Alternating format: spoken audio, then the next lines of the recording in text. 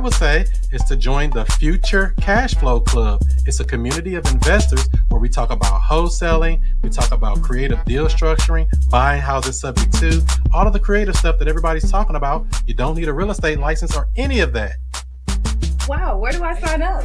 Well, I would say go to futurecashflowclub.com. That's futurecashflowclub.com. You can even get a free trial. Try it out today.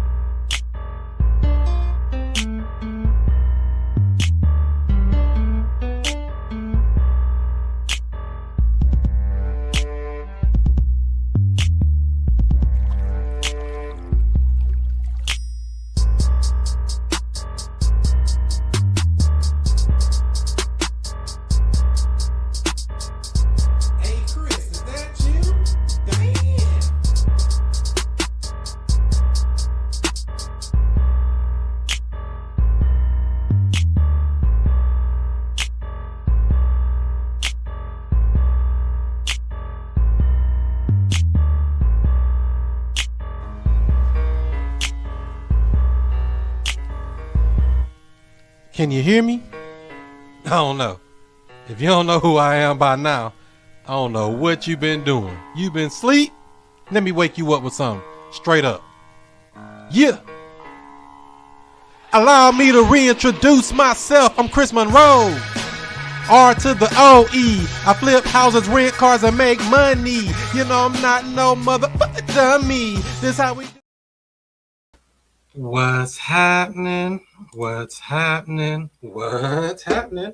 This is the student master teacher, Mr. I Stay Woke, Chris Cashflow Money Monroe, and I'm right back at you with another real estate video. Today's video is being brought to you by Future Cashflow Club, where we talk about real estate, wholesaling, buying, flipping, dipping, blooding and cripping. No, not the blooding and cripping, but we are all about cash flow. That's what we like, because there's bills that are going to be coming into your life no matter what for the rest of your life. The question is there income coming in to pay those bills? Whether you go to work or not, you got to have that part in there. Making money in your sleep is a skill set. And what the guy say? If you don't learn to make money in your sleep, you will work until you die. So I love to have cash flowing assets, whether it's real estate, whether it's stocks, whether it's something paying money for stuff we did previously. So give this video a thumbs up, give it a like, give it a share. Welcome. This is what we do each and every Sunday night. We try to help you understand the basics, the fundamentals, going deep into the wells of the creative financing, figuring out that you could actually buy real estate regardless of the credit score you may have, regardless of the amount of money in your bank account, regardless of all the things that people told you why you cannot buy real estate. We've all been told different stuff. What up, Shonda? Good to see you. We've all been told different reasons why we can't get in the game. But I always say there's always a way to get in the game.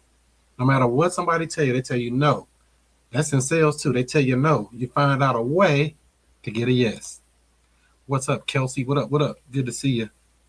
Yo. So that's how we do it, especially if you're in one of these markets in the Midwest. You really don't have any excuse. Really, there's no excuse anywhere. But I can understand it's a little more competitive in the California and the New Yorks and things like that. I can understand it can be a little bit more competitive. But that just means you got to get better. What the OG say? Don't wish it was easier, wish you were better. So you have to work on getting better, understanding that the game is out here for those who want to play it. And if you want to win, you can. It's just as simple as that. So you have to show up and win.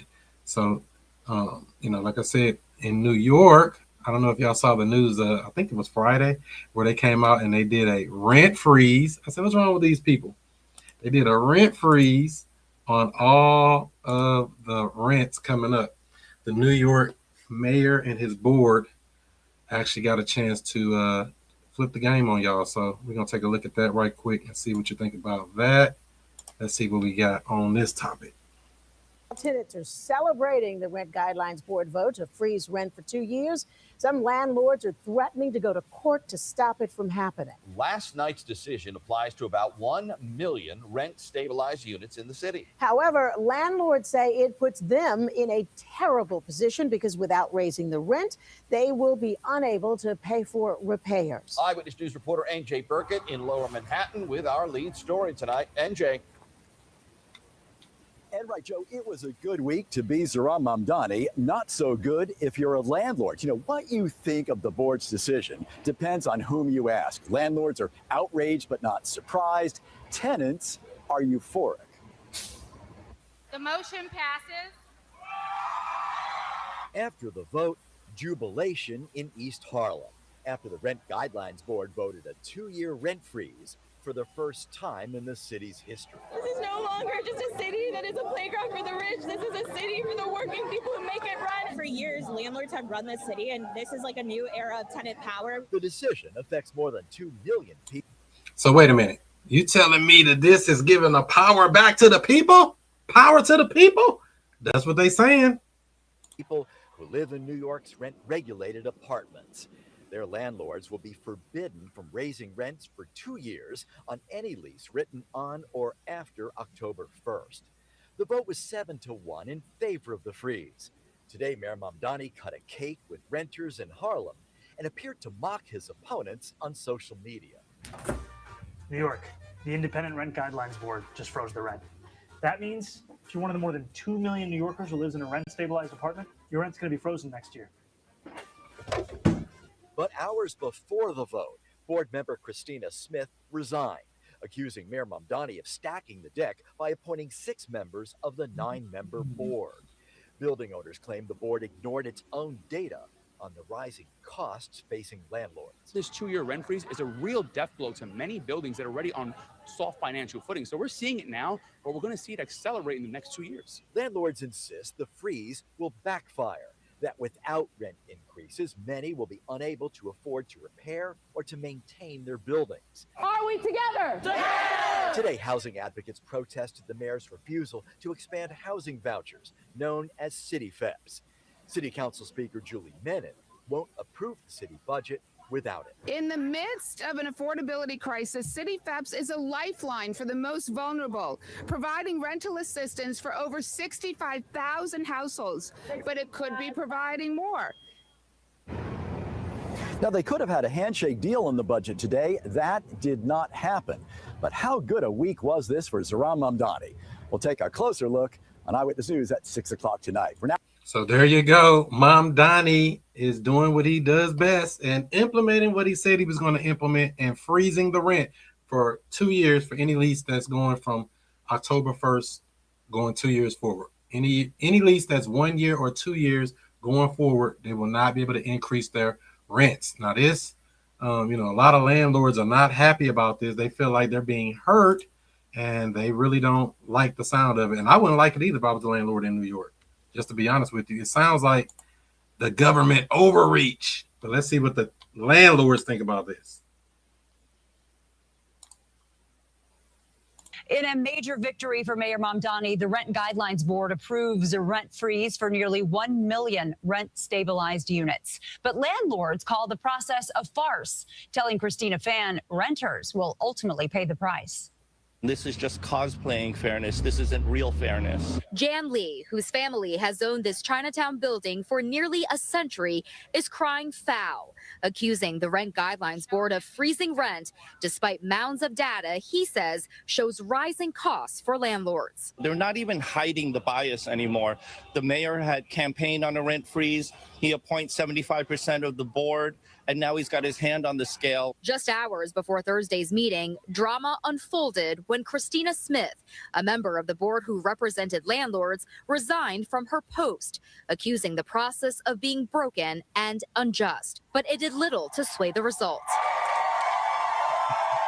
as the Rent Guidelines Board voted 7-1 in an historic first to approve a 0% increase on both 1- and 2-year leases. Renters say the measure was necessary as they struggle to combat inflation and cuts to social services. It's going to do so much to really affect my life in a good way. I feel very good because in New York, that's one of the biggest problems that we have. Rent is high and we really needed it stabilized. Mayor Mamdani, who campaigned on freezing the rent, insisted the board's decision would be fair and impartial.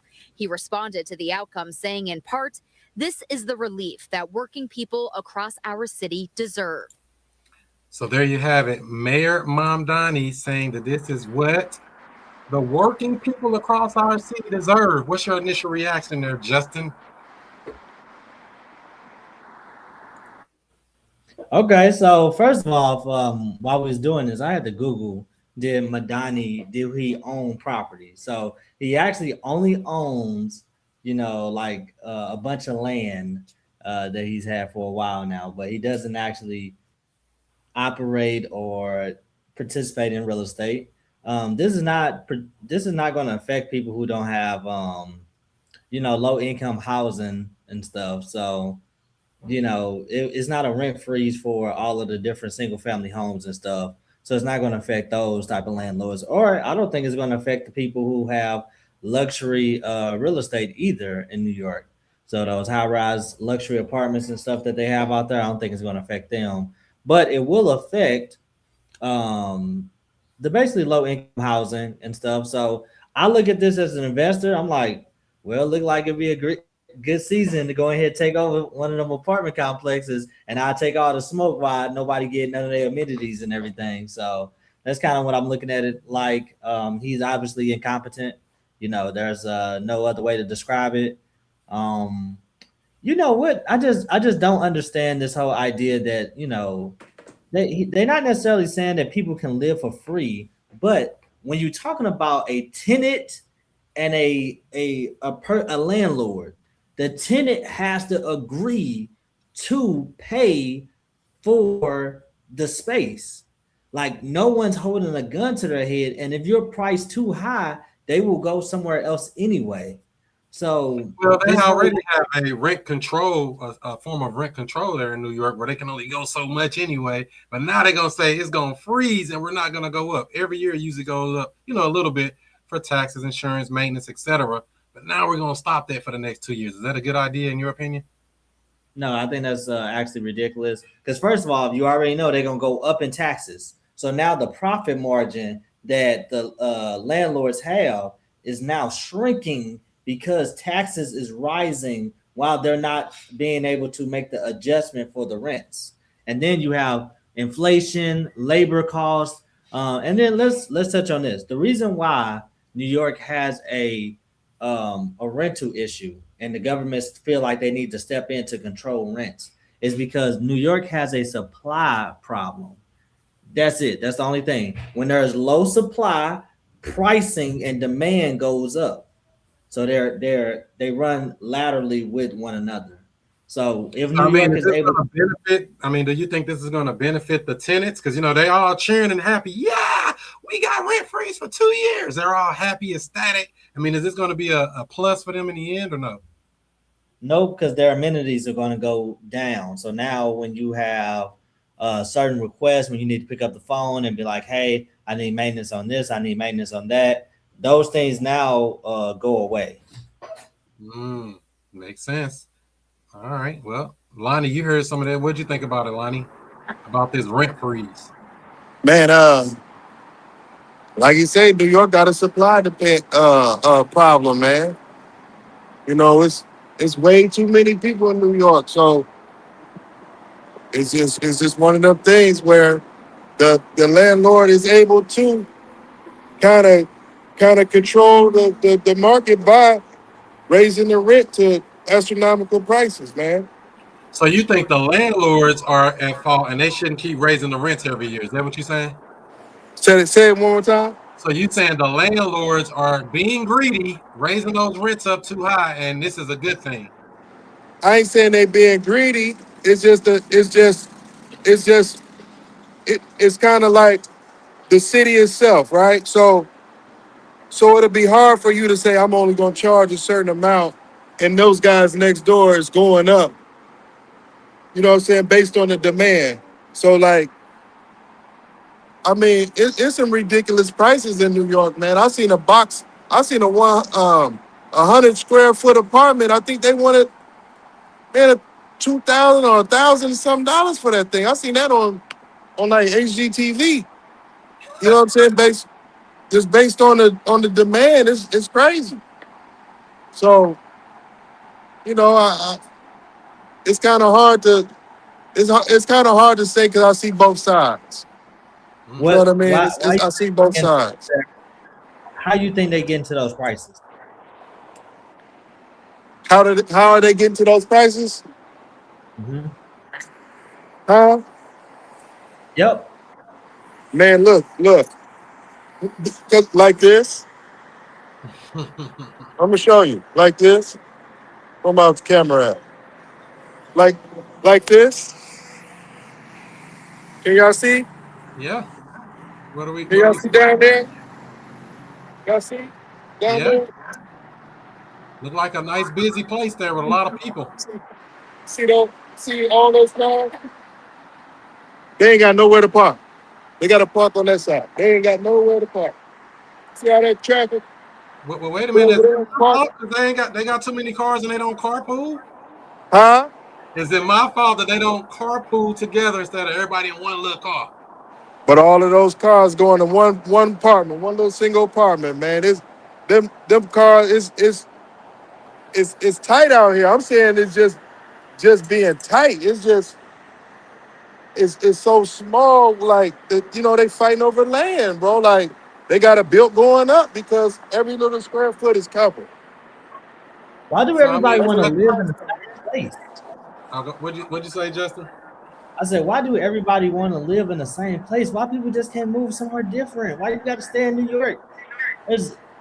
We got, you know what I'm saying? We got so much land, so many other areas and stuff. Like, why do everybody have to live in one densely populated area? That's what's causing the price go up. I mean, forget the politics. It don't too much have nothing to do with the politics for real. It's just everybody want to be in one spot. You want to know the truth, Justin? Go ahead.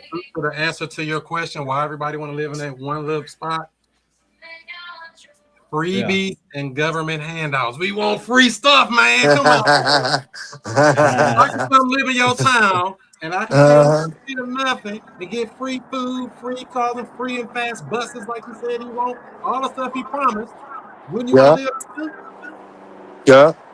Well, New York prices have been high for a long time, though. You know, They've been, and then you got like, okay, say like, I don't know, maybe, certain places get promoted more than others. New York City is the place. LA is the place. You know what I mean? So somebody coming from overseas, a lot of their family have migrated to New York, New York, LA.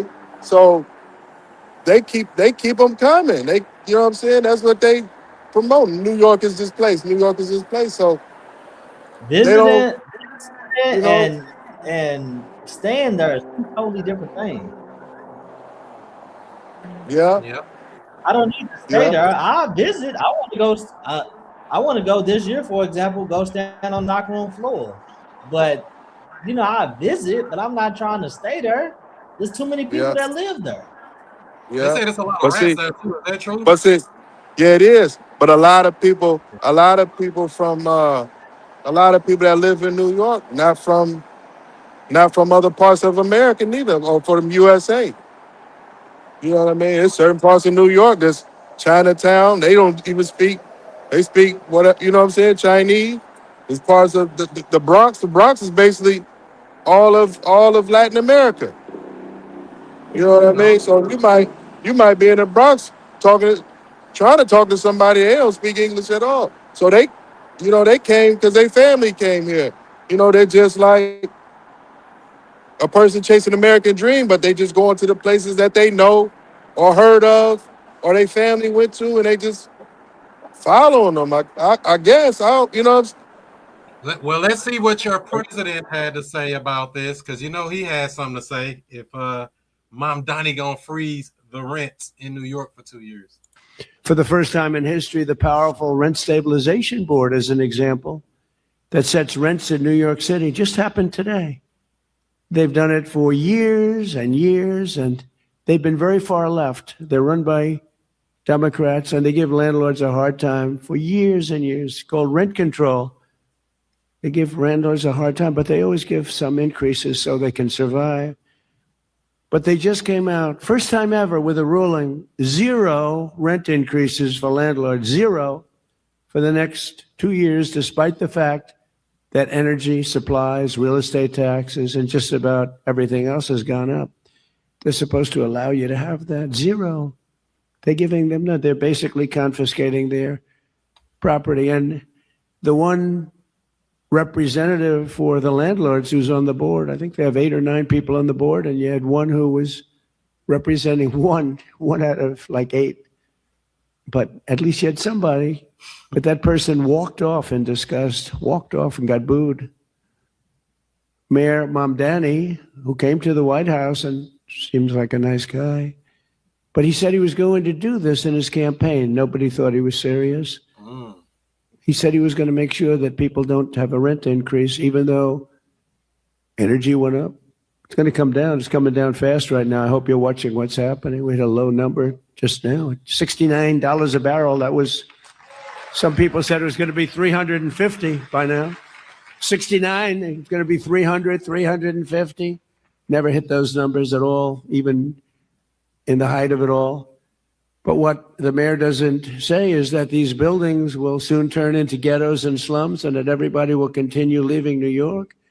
And as this spreads throughout the country, very much like an uncontrollable form of cancer, the country itself will be taken down. It will be third world, strictly third world. And it's happened many times before to very big and very powerful countries. But it's not going to happen to the United States of America. No way. He said, not on my watch. What you think about that, Justin? Do you think this is going to spread like a cancer, as the president said? I think in the states that think like, New York and stuff, of course, we're getting a little, really sliding into the politics right now. It's just what you think. I mean, it's just an opinion. It ain't no. Yeah. I would say I don't think it's gonna spread. I would say I don't think besides California, I don't think nobody else is that dumb, respectfully. What about Illinois? Illinois might do it. I don't think they that stupid. I think it's a certain threshold. People know you just can't control. First of all, it's government regulations and stuff. Government shouldn't be in business, period. Like they shouldn't be touching business at all, period. Like out of it is done. They shouldn't be touching anything. The government's only meant is the original idea of the government is only to protect our rights. That's it. Everything else, you getting into business, government, it shouldn't be, you got to separate church and state. I'll say that. You said you would go and buy those buildings in New York when they don't want them because would you really go invest in this area in a blue state like New York? I would, because I think I'd get that for cheap if I were to go and take something like that down. And, it ain't nothing but bad publicity. But eventually, the people going to realize what's going on. And then, the prices will go up and everything go back to normal. So it's just a season. If you can ride out the bad press and stuff, and then, obviously I'll leverage the fact that I'm black. So I'll take all of the benefits that come from that. I'm like, it's a black man that own that building. Yeah. You don't get no benefit from being black, Justin. They're gonna like the Chinese man own that building and he ain't doing nothing for it. They ain't gonna be as critical because I'm. Yeah, right. You done woke up on the right side of the bed there. What do you think, Art? Would you invest in New York knowing that there's a rent freeze for the next 2 years? But you're on mute. Hold on. Well, New York just really ain't my market to begin with. But besides that, I don't know if I wouldn't let that stop me. I would just be more conservative on my numbers, really. The rent freeze, it ain't great, but it ain't gonna stop nothing. So you're saying you're an entrepreneur in real life. We don't care what regulation, what law, what change come up. You're gonna pivot and make it happen. Yeah, because the tenant gonna be up in there for 2 years anyway. Maybe. But if they lock your rents in and say you need to be fixing on stuff and taxes going up. I know taxes went up on probably over half of my properties for sure. I seen a lot of letters came in the mail said, "Oh yeah, you're up," and I'm like, "What the hell? Taxes up here in Missouri, so it's high in New York." So the price of everything going up. How you gonna deal with that? It's messing up your cash flow and or profit, if any, is there. Yeah. So if this was to happen in Indiana right now, I would still be buying properties. And then I just know for 2 years, I'm not supposed to be raising the rents. Okay. For 2 years, let's see what happens. And then at the end of that 2 years, then we're going to see what they passed in, and then we're going to pivot on that. But this don't affect our portfolios because we all do creative. These are for low income housing. Did they say low income, or they just said because they said a number of people. They didn't say low income, right? They say this is a very specific law this don't extend out to single family. This extends out to people with apartment complexes. Okay, so just the apartment. That makes sense. Okay. Yeah, so it's kind of one of them things you got to pivot, and this is another reason why I really kind of stay away from states like this, because I don't really want to deal with that, to be honest. It don't supposed to be difficult to do real estate. I like real estate easy, stress-free, drama-free, doing deals, making people happy, putting people in homes, and not having all this drama, man. Let's see what we got here. Numbers are made up, huh? She say numbers are made up. Yeah, they made up all right in the favor of the wrong party. But I would kind of stay away from that, me personally, because I just don't think it's fair for the government to intrude. And they do a lot of that stuff here. Like they got rental restrictions here in St. Louis in a few municipalities saying you can't rent a property. And I'm like, wow, how do you make a ordinance like that in a municipality? Who enforces that? And what happens if you don't do it? And nobody never challenges a lot of this stuff, to be honest. Even though this is something different in New York, I understand. But a lot of stuff they just throw on you. You just supposed to sit back and take it. Like, oh yeah, I'm gonna dodge it and try to, skate across the line. Not break them, but skate around it. Any other thoughts on this New York rent freeze? I wonder how do they regulate all of that? Like, okay, they're gonna put a cap on the rent, but then or freezing the cap on the rent. I mean, but what about a pet fee? What they gonna do about that? They might already have some on the books for that. No maximum $100 a year on a pet fee. Yeah, they're gonna just control everything. Little puppet masters tell you what you can and cannot do. No breathing deep after 6 o'clock. Damn. I bet with creativity, I bet you can. If people, think a certain way, I would say I would remove their amenities. Like, who's to say that my lease can't make it? I can't make an adjustment to my lease. You know what I mean? I would say it has to be agreed. Both parties have to agree to change the lease. Yeah, you can't just unless you. This is what I do. Tell me what you think. Okay, so bam, they put the rent freezes in effect, right? The moment a person missed their first payment, the only way that they do not get evicted is if they sign a new lease that basically says that they are responsible for the personal upkeep of their own space. Good luck. You got to forget that's one of the hardest states to get an eviction done already before this even came along. So you playing an uphill battle. An uphill battle. I mean, it's a good theory, but it just ain't gonna fly. These people got you cornered. You're a bad landlord. You're bad. Even if you're good, you're bad. Because I'm tired of y'all being greedy. We don't need all these millionaires, billionaires, and trillionaires like Elon Musk. We tired of y'all. Too many rich folks. Well, I'm gonna sue. I'm just gonna sue the state. We're just gonna rock it out in court, see what happens. I'm just gonna sue, and we're gonna hold it up in court in front of a judge because it's property rights and stuff. Well, you're gonna be.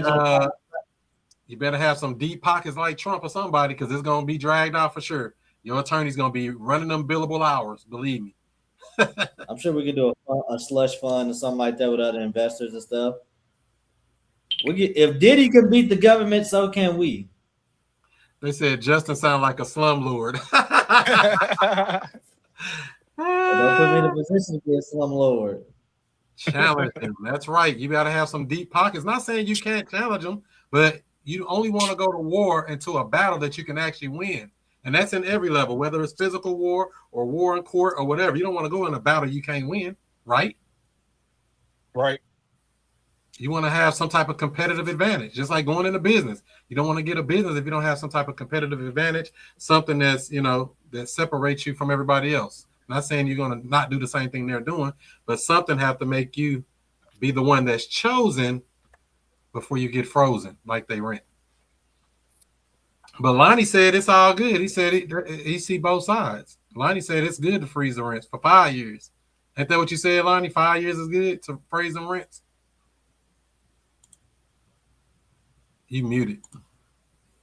Damn, Lonnie. Lonnie, you muted if you're saying something.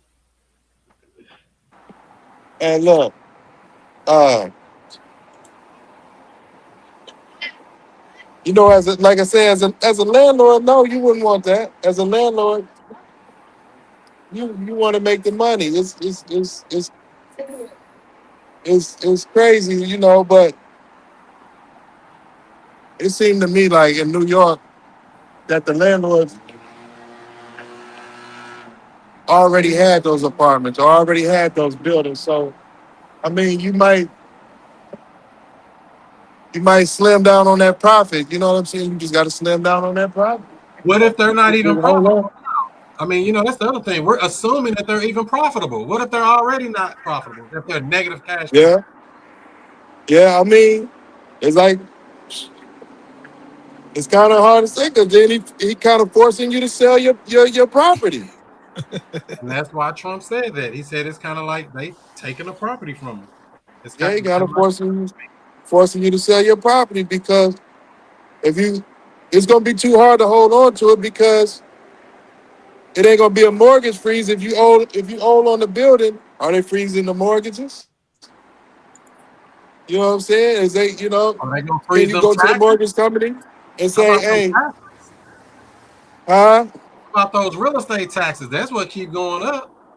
Yeah, so can you go to them, to the government and say, hey man, so how are y'all protecting the landlords? Can they go to the government and say, they froze these rents for 2 years. Can you freeze my taxes for 2 years? They ain't gonna say yeah to that. So it's kind of they stuck between a landlord and a hard place. Yeah. Let's see here. They say if they freeze the rent for tenants and they're renting, wouldn't their rent be frozen as well? And if so, what's the problem? No, the expenses are going up every year, but the rents are being frozen. That's the problem. Expenses keep going up regardless for everybody, for them in New York and here and everywhere else. Taxes go up every year. Insurance keep going up too. These people can't even get insurance. That's a whole nother topic. Down in Florida and stuff and Louisiana and all that stuff that was going on. All the expenses keep going up, but they're going to cap the rent so you can't bring in income to combat those expenses. That's the problem. It's cash flow. You must bring in more revenue than you send out in expenses. Yeah. So that's what we got. Most people haven't participated in economics or something that requires risk of their own money. So it's easy, he really buying votes. Let's really think about it. He's gonna be reelected because it's easy to sell this type of stuff. It's easy to sell free, it's easy to sell, on the rich people bad and stuff. And most of these rich people, 3 out of 4 millionaires come from poverty. So they sacrificed, they, grew their money and everything, leveraged it into other things, and it paid off for them. So this whole thing, like, it's easy to sell large amounts of people the idea that something's going to be free, that someone's taking advantage of you. When these people really not, most landlords don't even make no money for real. People be, making $200 to $400 a month per property. You took out a $600,000 loan to make $200 to $400 a month in profit, and then that's not even counting when something actually go bad. AC, roof, all of that stuff costs thousands of dollars, and you been collecting $400 a month for the last 8 months before the AC went out. That's gonna kill You your ate profit. that up, and that's gone in 1 year, 2 years. All your profit for that 1 or 2 years ate up in one repair. So that's what people don't realize when it comes to investing in real estate. It is still risky. That's why they call it investing. There's ways we can try to, mitigate some of those losses or reduce the losses that we can incur. But you are taking a risk by investing in real estate without question. By investing, period. Even if it ain't real estate, any investing, there is a risk. If you send out $1, that dollar may not come back, or it may come back with friends. That's the risk we take. So, when you take that risk, you have to calculate it. And if the government's stepping in telling you can, cap how much you can make and all of this stuff, I don't know. I've never agreed with that. But I do understand both sides, but I just don't like it, like you said, Justin, how the government going to step in, tell you that, no, we're going to give you this thing for free and make it so you can live on a discount. It ain't going to work in real life. We can try it. It's a good try to make it sound good, feel good, but I think it's going to be the tenant's going to lose in the end. They're going to get less repairs done, less maintenance. Then they're going to say, oh, they're slumlords. Yes, I'm a slumlord now, officially. I ain't fixing nothing. Part of the game. They're gonna drive a lot of landlords into bankruptcy. How about personal bankruptcy? These people be having their personal names tied to these properties. For sure. What about that? Who is liable for that? Who gonna make them whole? You're a greedy investor, Justin. That's all. You're greedy. But where do you draw the line there, Justin? And this is real now. Where do you draw the line from being so-called greedy versus being valuable to the marketplace and actually helping people? you know, it's really hard to say because some people will take, they profits and then invest them into other places and stuff. So it's hard to say what greed is. You know, I don't know. Like what would people consider greed if they?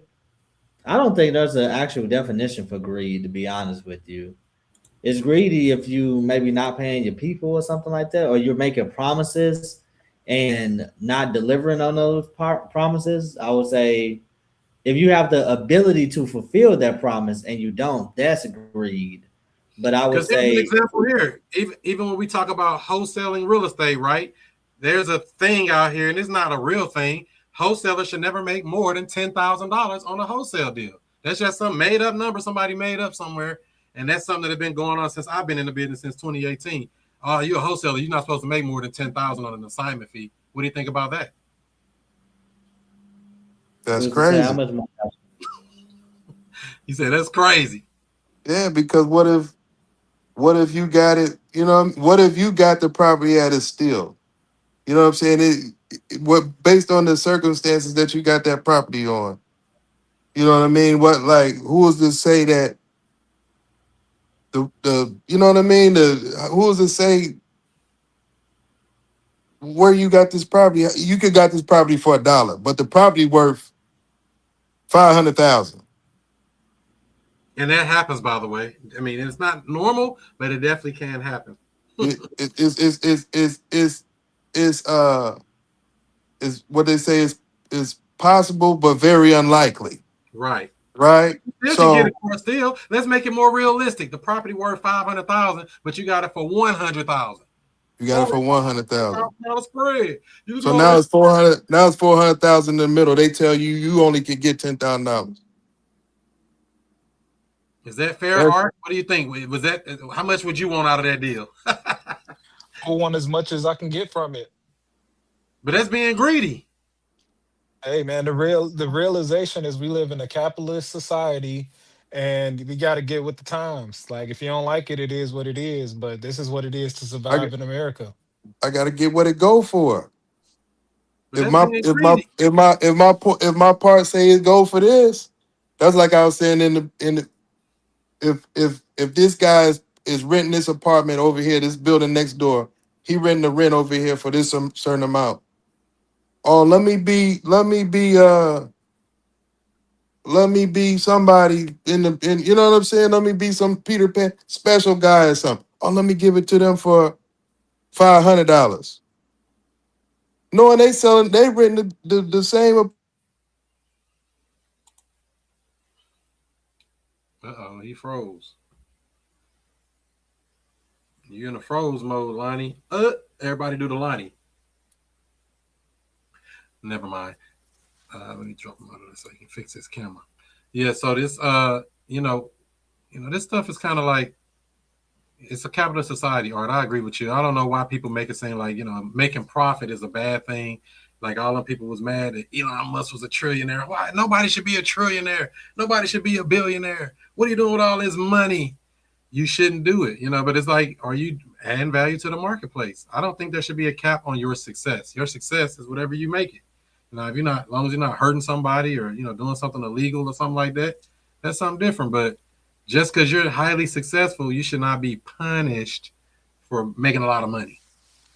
Have you ever had one of your buyers on a deal or some Art come and tell you, oh, no, that's too much. You can't make that much? Well, no, not straight like that. But they're always trying to get a cheaper price, though. Once they know what you got it under contract for, or they do that before that? Once they know, well, no. They just, off the jump, they just always trying to get a cheaper price. But that's just the same thing, though. They trying to get it for cheap as they can. We should be trying to sell it for as much as we can. Who's wrong? Yeah, because and this is why when I do wholesale deals as a cash deal, my assignment agreement does not have an assignment fee on it for this exact reason. It just has a total contract purchase price. I don't put assignment fees because even when the title company look at it, they're gonna say, "Oh, your assignment fee is $10,000." But I'm like, "No, it ain't $10,000. It's whatever the difference is between what I got it under contract for to what I'm selling it to this end buyer for. That's what my assignment fee is." And so, Mhm. that's why it's important to have a good title company, good escrow, good attorney if you're in attorney state to deal with these type of things. Because they'll see it and feel like, oh, that's too much. You're not supposed to make it. Especially once the end buyer see that settlement statement at the end, like, oh man, you finna make $40,000 on this art. You only wholesaling. I gotta go fix it up and do all this stuff. How you gonna combat that? I mean, if the numbers work for you, they work for you. But you can't make $40,000 on a deal you never bought. That ain't fair. In America, it is. So you're proud to be an American. Hey, man, I'm just learning the system that's in place, and I'm just getting myself in position, really. So you didn't make these rules. You just playing the game. For sure. You This say stuff been playing. Yeah, this stuff been going on for many years before I was even born and you was even born. And now Man, you learned. mad. You learned it from somebody. That's right. How you gonna overcome that, Justin? If an end buyer look at your deal and say, "Man, you finna make $40,000 on a wholesale deal. You ain't even buy it. That ain't fair." That wouldn't stop you from closing, would it? It wouldn't. Actually, it would. We need to just chop it down to 10,000, like they told you. 10,000 is the max you can make as a wholesaler. Well, it ain't about how much money I'm making, it's how much money you gonna make on the back end. So I will hope that we won't let something like this stop us from moving forward. This is not fair. You making 40 grand. I agree. It isn't fair. Justin, you just sitting in your chair drinking Capri Sun. You making 40,000. I agree. It's not fair. I agree. They want you to disagree, but you disarmed them by agreeing. I take full responsibility for making 40 grand on this deal. Now let's go ahead and put this thing forward. Actually, you know what? Can we increase the price so I can make 45,000? Yeah. Would you still if we were to increase the price, would you still be profitable? Or how about this? We don't close on Friday. What we can do is we can go ahead and cut this thing off now, and then we can go find another buyer who want to get this exact same deal. But what about that earnest money deposit that they dropped off? How you gonna deal with that? You gonna give it back? That back to you. You'll refund it? Yeah. Oh, you nicer than me. I ain't refunding nothing. We have an absolute no refund policy. The earnest Justin money said is the leverage. he got multiple people that's going to do this deal, so there's nothing to him to get the money back. Yeah, keep their money and go get somebody else if you're gonna do that. You've done that before, haven't you, Art? Or no? No, I haven't had to do that. Do that to nobody before. But you want to. Look at you over there. I want to. He was smiling real good. If a buyer back out for no good reason, absolutely. What's a good reason to back out then? Man, they're gonna have to come with it. I'll give you one. My financing fell through. That ain't good enough. That ain't good enough. It's gonna have to be something crazy. Yeah.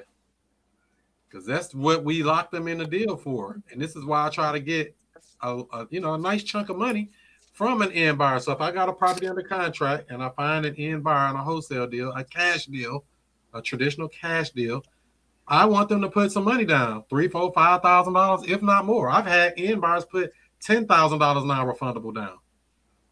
So look, Chris, when you said how you don't put your assignment fee in there, so how do you put yours together then? So on my paperwork, which is available at futurecashflowclub.com, I always, yes, sir. My purchase agreement is a regular, purchase agreement, but my assignment agreement doesn't look like everybody else's. It states that we are selling for the full contract purchase price of whatever that number is, not an assignment fee. We don't enter, $3,000 assignment fee or $5,000 assignment fee. There's no assignment fees on my assignment agreement. I'm selling my contract for a full contract purchase price of whatever that number is that me and that end buyer agreed to. Does that make sense? So say give me an example with numbers. So if I got a house under contract for $100,000, we're going to sell it to them for $120,000. On a traditional deal, they would have a $20,000 assignment fee. Mine does not say that. Mine says I'm selling this contract for a full contract purchase price of $120,000. Okay. I see what you're saying. So I just sell it for the total amount, not an amount plus an assignment fee. Mm-hmm. I So you make basically, it's basically like I get the property, I put my tools and fuse on this thing, and then I got my end buyer, and that's what it is. the numbers are what the numbers are. Mm-hmm. And I don't have to fight them about, how much is it? Then, and also, my contract states that the original price may be omitted. How about that? The original price may be omitted. What is all this here? This thing to summarize. AI taking over everything. AI is taking it. So, let's see here. Where we at? AI is doing rent control. Is this the thing? Oh, I guess it is. Yeah, that was on that rent control stuff. So the buyer assigns the rights, excluding all earnest money deposits to said contract for sale and purchase to that end buyer, the assignee, the one who receives it, in exchange for the total price of contract in the amount of, we write out the amount and we put it in dollar amount on there as well. So we try to make it so there's no confusion. There is no assignment of fee on here at all. Make sense? We don't want them to say, oh yeah, we only selling it for X number amount. We want them to say, I'm buying it for X number amount and we're going to move forward. And that just makes it a cleaner deal, in my opinion, all the way around. Is that what you do too, Art? Uh-oh, you're muted. I still use the old-fashioned assignment form, but I always tell myself I'm gonna start doing it this way, and then when it come time, I just don't remember to do it. Yeah, I need to start doing that because it just keeps it clean. Because I mean, I'm not saying that the end buyer gonna screw you or mess up something, but I just like to make it so there ain't no confusion. No confusion. The least confusion, the better. And so I always try to make this, as simple as possible. As a matter of fact, on here as well. Let's see this right here. Original sales price may be omitted. Zoom in a little closer so you can see. Original purchase sales price may be omitted. So I black out the price on the original purchase agreement, so they don't even know what I got it under contract for. All they see is the language of the contract. The price is blocked out. They can see, all the other information on the original purchase and sales agreement. So this just keeps it. So only time they even going to know what I got it under contract for is when they see that settlement statement, which they've already dropped off their earnest money deposit already. Their EMD has been dropped off at the title company already at that point. And now I have what you call leverage. Is that all making sense there, Lonnie? Yes, sir, it is. Sure. So this comes back to one thing and one thing only. The paperwork makes the paperwork when it comes to real estate. What does your paperwork say? We can say what we want to, to a person, but your paperwork should be ironclad. Should be locked in so that they can wiggle out of it. And if they want to wiggle out, that's fine, as long as we get another buyer locked in. Right. But I'm not letting people out just because, like Art said, I don't really see a lot of reasons to let somebody out. Justin, are you ever letting any end buyers out for any reasons at all? I mean, I've had deals fall apart for weird reasons, like the taxes came back too high and stuff like that, or I made a mistake in my early days where I let a person put, if this happened, then basically the contract be null and void and stuff, and you really it's actually illegal for you to put an if and then into a purchase agreement. You know what I'm gonna say to that, Justin? Yeah. I'm gonna say it's illegal to change my contract. I ain't changing nothing. We filling it in like it's already written, because as a matter of fact, one of the guys here in St. Louis, he got another deal he working on. He's like, yeah, I'm talking to a seller and they want me to send over the contract so they can read it over. And I'm like, no, I'm sending them a contract so they can sign it. I ain't sending nothing for them to read over. I don't send people blank contracts to just read over and look at it and say, oh, we want to change this, we want to change that. We're not changing anything because it's written in the way it's written for a reason, to protect us and protect the deal and make sure it all makes sense. You start getting into the business of changing your paperwork, you're changing your protection. Would you agree with that, Art? Yeah, I would. And also, this reminds me too. I do think I just remember two deals I had to give back earnest money before. One of them was last year. We had the deal in escrow, buyer lined up, seller was under contract. Long story short, the seller ended up selling with another wholesaler while we were in escrow. So it was like, I didn't have a memo on the property or anything, so I just canceled that. And then there was one other time where it ended up being a probate situation popped up when they were running title and they had already put up earnest money. So I gave that back and then I ended up doing a land contract on that one. So they ended up being mutually beneficial, it sounds like. Yeah. That's good. That's good. So, that's the thing with this stuff. All type of things going to come up, but we have to understand it's still a business. We still have to be profitable, and we still have to be, I guess we can say, a good person. Just be a good person. Yeah. Because you can take 20 years to build up a good reputation and 20 minutes to tear it all down. Less than that. How long it take to mess up a good reputation? 5 seconds. Damn. Just one thing, mess up one thing. That's all You say the wrong word. Things. You can say the wrong word. You can do 10 great things for somebody. As soon as you make one mistake, Man, that's all you good for. I knew you was no good. I knew it. Yep. Yep. They've been waiting for it. Yeah. You've been a superhero the whole time. They're waiting for it. Like, damn, what about all the times I saved your ass? What about all the Spider-Man? What about all the time I saved this Gotham City?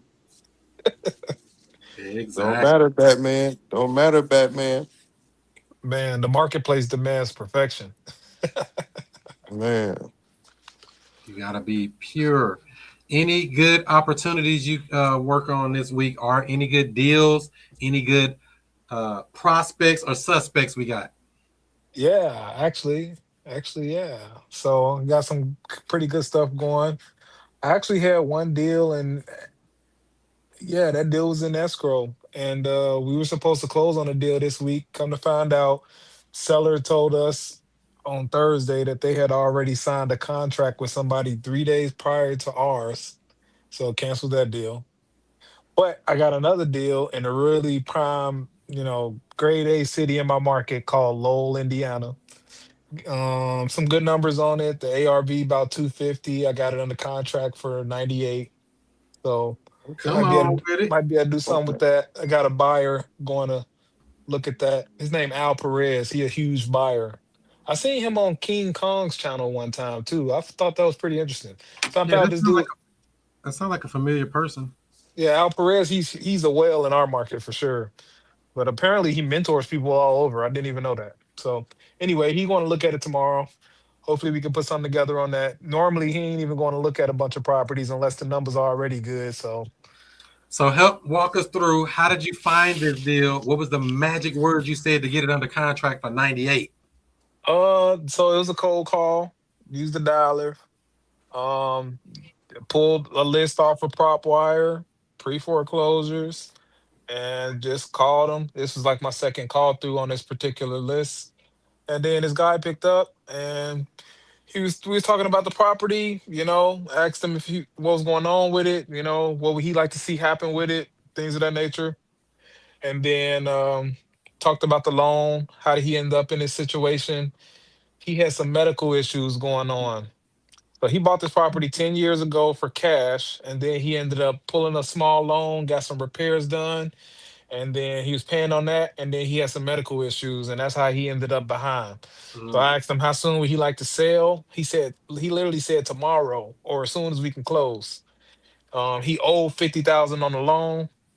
He asked for a number, so I told him like 60,000, and he didn't like that. He ended up saying 100, and then the lowest he would go from there was 98. And I was looking at the comps while I had him on the phone, and looking at these houses 240, 250, 260, like getting it for 98. I mean, I can close them out right now on one call. I'm gonna just go ahead and close that, and then hopefully I could sell it. I was thinking I could sell it for like 108, maybe 110. But does it need a lot of work or something?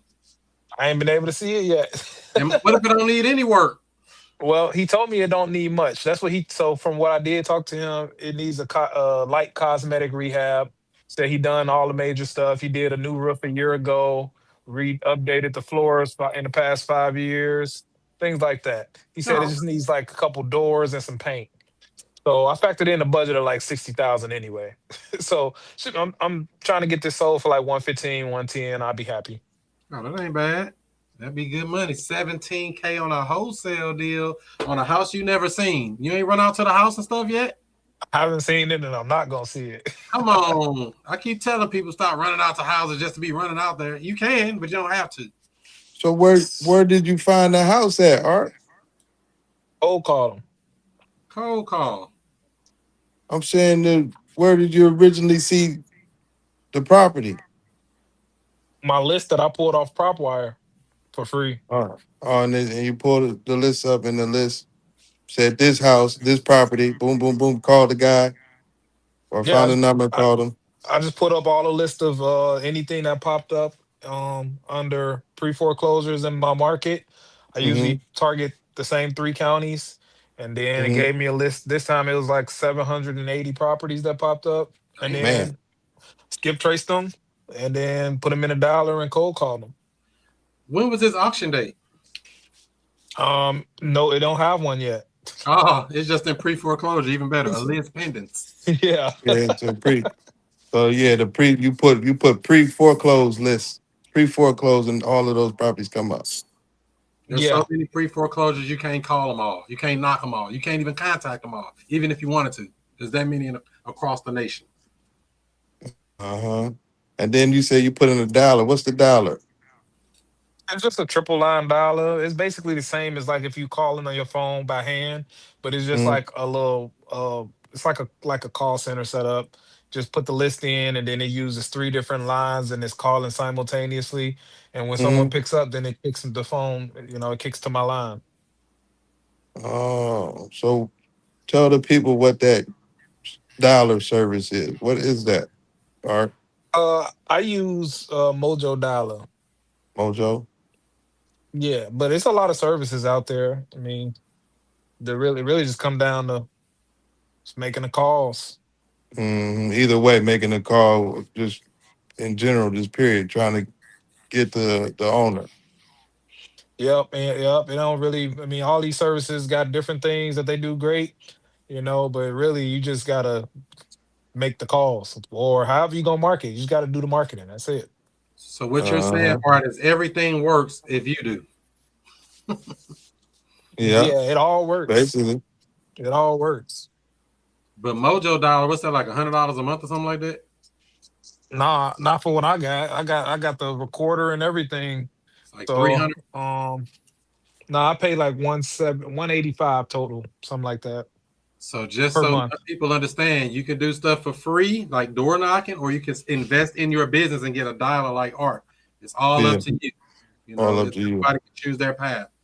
Whether you want to try to go cheap and free, it's going to be taking longer. But if you want to invest in your business, get your software. Because I door knocked and still need a dialer because they ain't answer. Why you need a dialer to dial 3 numbers? Why you need a dialer to dial 3 numbers? That's all you're going to find, 3 to 5 numbers on them people. Yeah, that's true.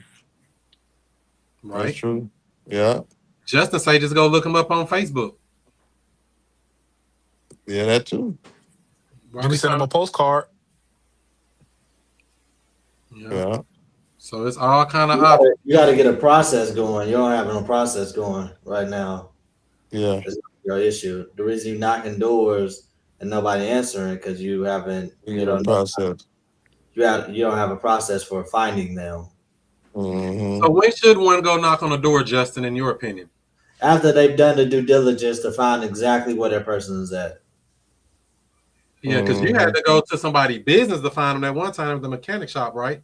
Yep, found him, looked up seen that house was deeded to an LLC, looked up the LLC, saw that he had an active business, pulled up at the same time he did at his business. What'd you say to him, Justin? Yeah, I saw your house come up on the foreclosure list. I wanted to see what, have you had a chance to talk to the bank? And then they go from there. Did you end up getting that deal? I got another contract. Didn't get it to the closing table, but that ain't the point. I'm saying you got it all the way to that point though. It just whatever reason it fell through, it wasn't because of him. He was game for what you was talking about though, right? Kind of sort. Well, it was because of him that I didn't get it closed. I found the buyer and everything was in place, but I wasn't. It was a lot of experience with that transaction. I didn't solve his problem. His problem wasn't that he was going to foreclosure.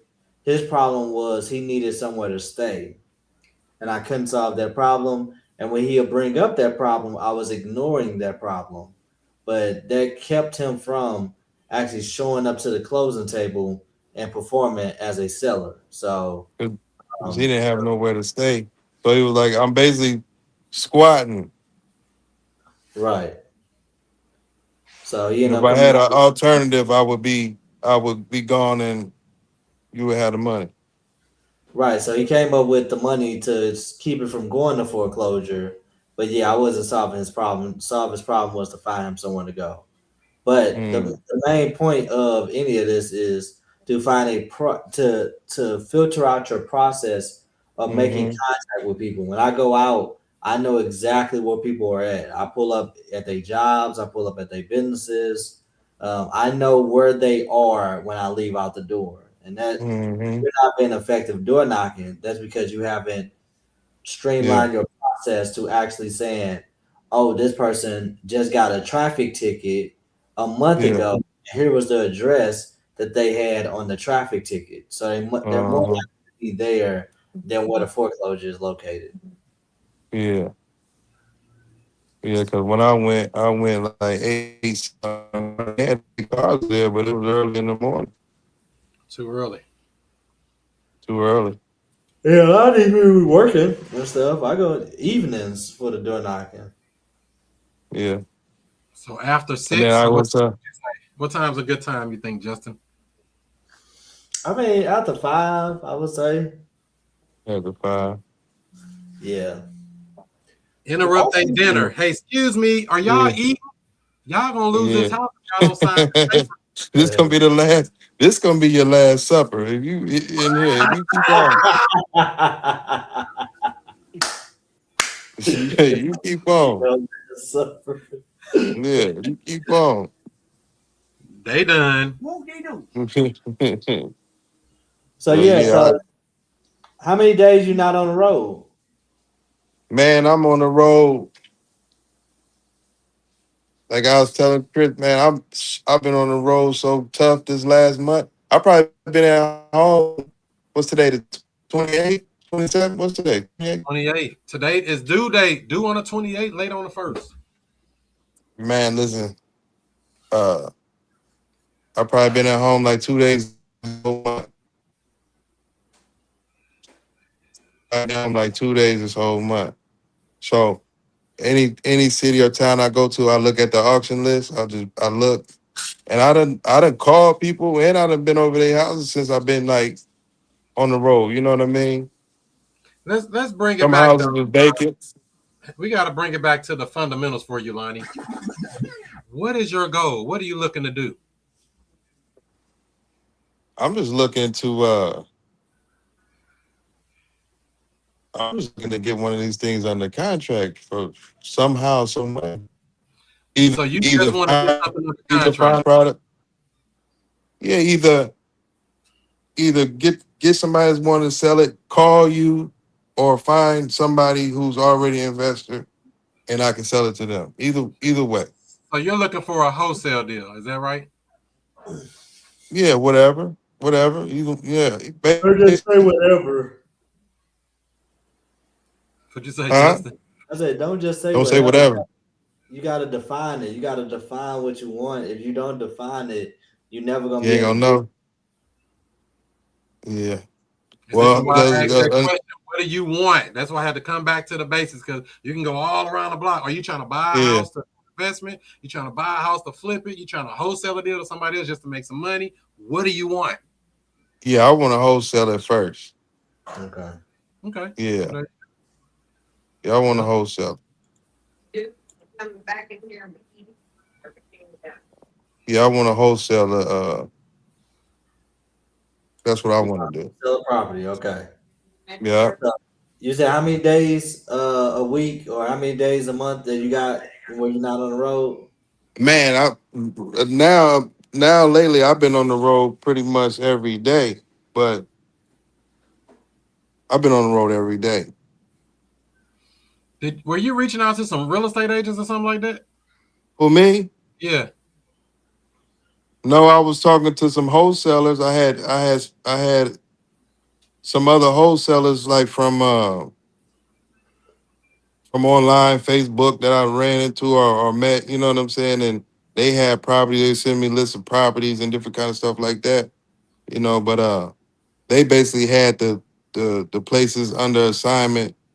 You know, they wanted to either do a JV deal or some kind of or they had it under contract already. And some of the guys that I sent it to, you know, put them with, they was like, man, they kind of already, you know, putting too much on it already. You know how they go. The price is too high. Exactly. Yeah. They're like they already got too much, they already got too much Too much dip on their chip. yeah, they got too much dip on the chip. Right.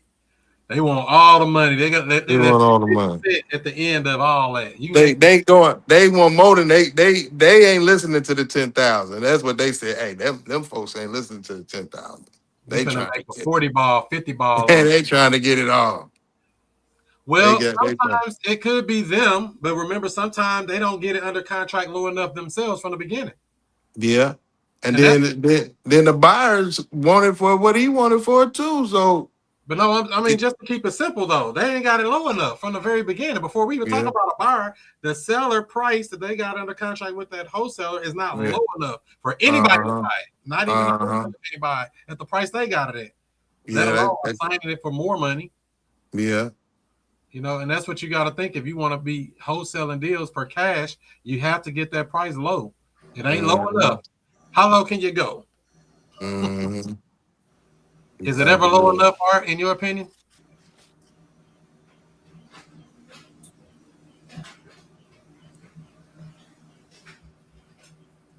Is it low enough in your opinion, Art, that when you're doing these deals, is it ever low enough? Can you hear me, Art? My mic breaking up real bad. Oh, my bad. I thought it was. I saw you came off the mute. Yeah, I'm just trying to see, because, you know, it seems like when you're dealing with, you know, trying to do a wholesale cash deal, you got to get them things cheap. Dirt cheap almost. I can hear you now, Chris. Were you talking to me? Yeah, I was asking how low is low enough when you're talking about a cash wholesale deal. Man, dude, I was just wondering, like, you know, even with the ARV on that property being 250 and I'm at 98, is that low enough? Like, man, I could never be low enough, man. I should have got him at 50. Right. I mean, we don't know. I mean, it seemed like it should be a good enough deal, though. If its ARV is 250, even if you needed what $40,000 worth of work, how much money they gonna make on this deal? I feel like they get a good deal. I mean, from you know what I'm hearing. I think so too. I'll find out. I'll let you know after I'll go see it tomorrow, though. Yeah. It's a good sign that he going to see it though, because normally he'd look at the numbers and he like, oh no, this ain't low enough. This ain't low enough. So if he gonna go look at it, I mean, we got something we working with. And that's where you need to be at, Lonnie. When somebody, if you are working with other wholesalers, you should be able to look at it and say, hey, this ain't even low enough. I'm not even sending this to somebody. This ain't low enough. You should be able to look at it almost on paper. And see that it ain't what it is. It ain't low enough, especially if you're trying to get some money out of it too. Unless they want to split their assignment fee on a JV deal. Yeah. Which they typically don't want to do that. They don't want to do that. They might. I don't want to think for them, but typically they like, oh, I want all the money. Yeah, they want to know. They into capitalism. For sure. Capitalism through and through. How much can we make today? Yeah, no doubt. You think you can make calls on the road? Yeah, I you know, I got a time where I'm sitting, you know what I mean? I made some calls on the road. I just ain't get in contact with the owners. I called. I called a couple since you people. got income, you might want to consider buying a dollar system or something like that, where you have, you know, because y'all have a cap as far as the amount of hours y'all can drive. So once you meet that cap, you can sit there on the dollar system, get you a, if you don't have a laptop, get you a laptop.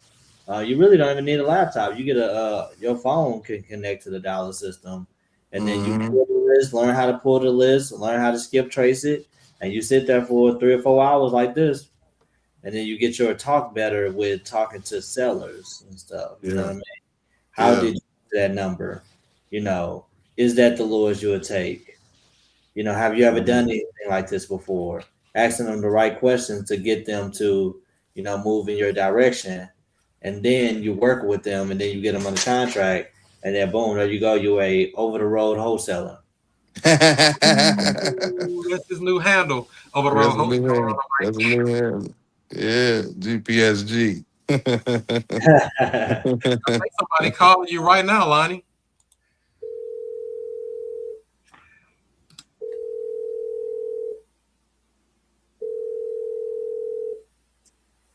Hello? Hey, Lonnie. Is this Lonnie? Yes, sir. How you left a doing? note on my door saying something about call you back. What's going on? I came across your property on an auction site and wanted to know, are you interested in selling and what's going on with it? Oh, no, we got that taken care of. Okay.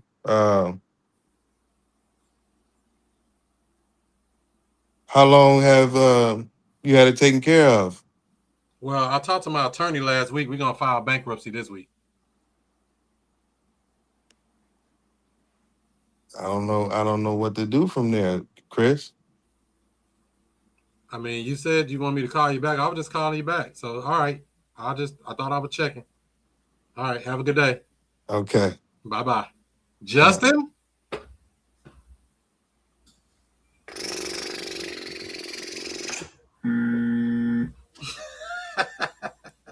Yeah, what I'm supposed to say? What do you think he should have said?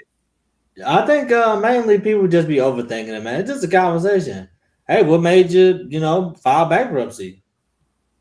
Okay. Oh man, hey, what if there was a way where we are able to save the house without you filing bankruptcy? Just What ask. if there was a way? Just ask some questions. Hey, look, I don't know too much about this. I got partners they deal with this type of stuff all the time.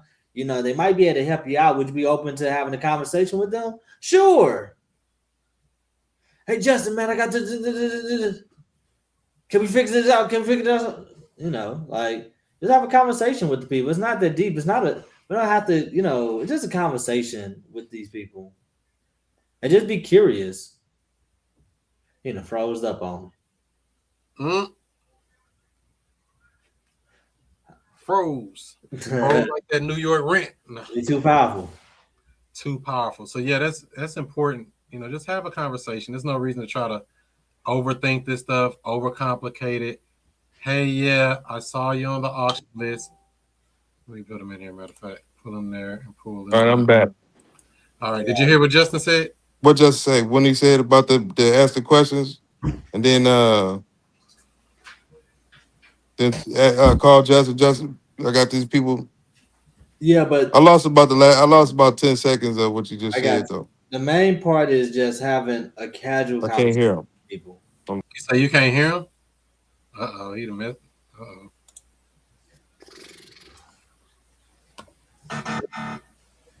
Here we go. Okay, here we go. Yeah, now you back. And we're back. Can you hear me? Hello? Yeah. Can you hear him now?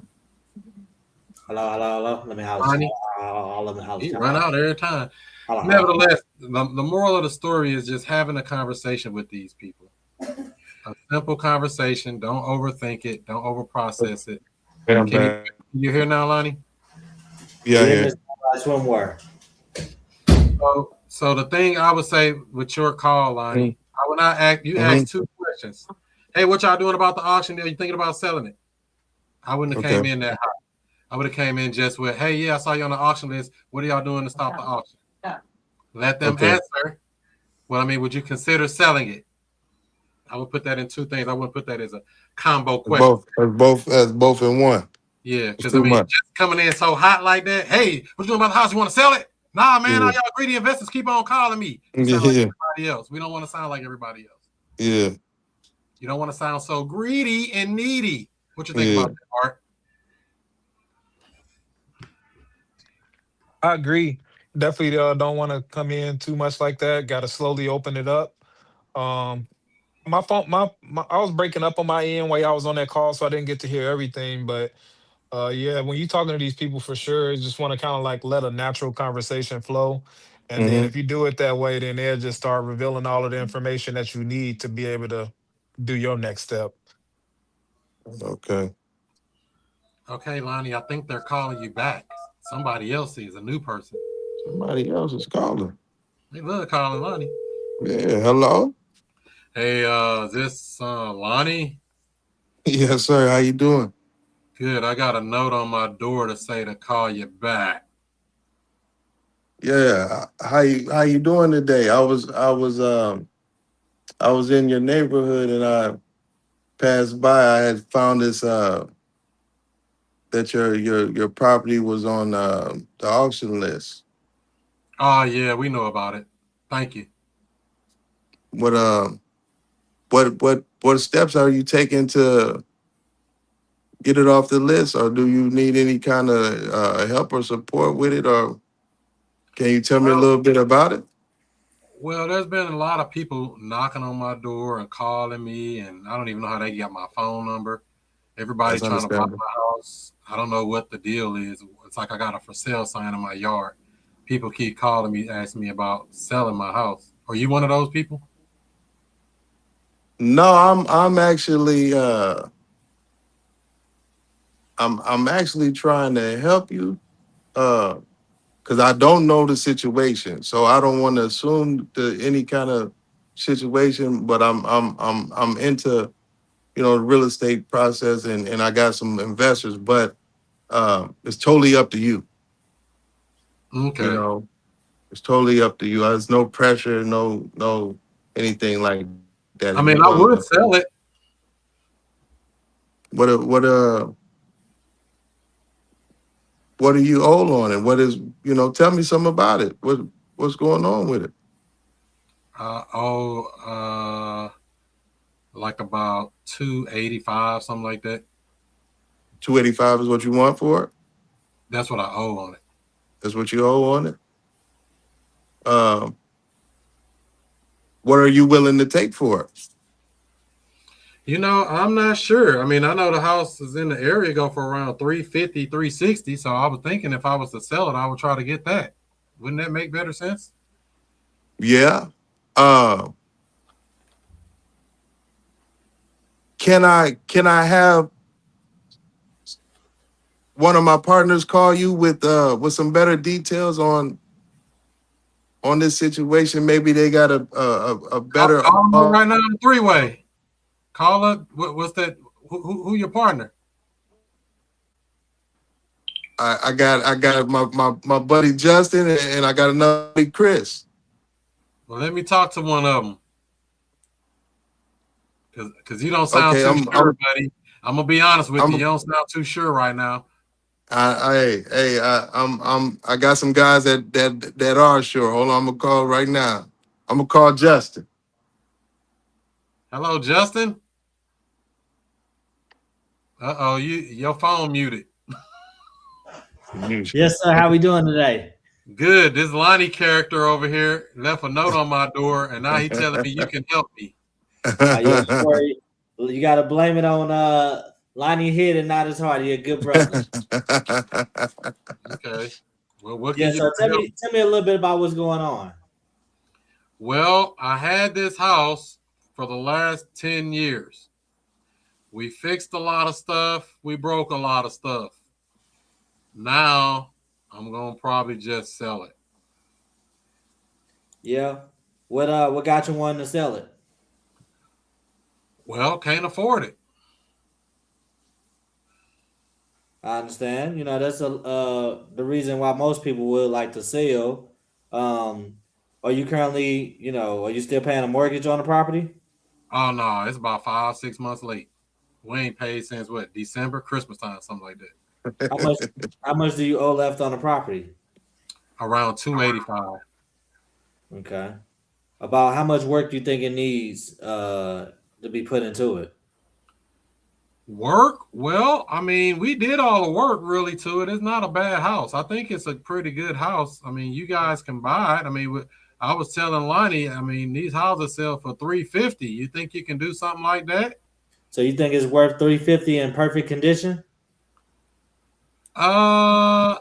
Well, I don't know about perfect condition. I would go higher than that if it was in perfect condition, but I'll take $350 for it. You would take $350 for it? Yeah. Is it in perfect condition? Oh.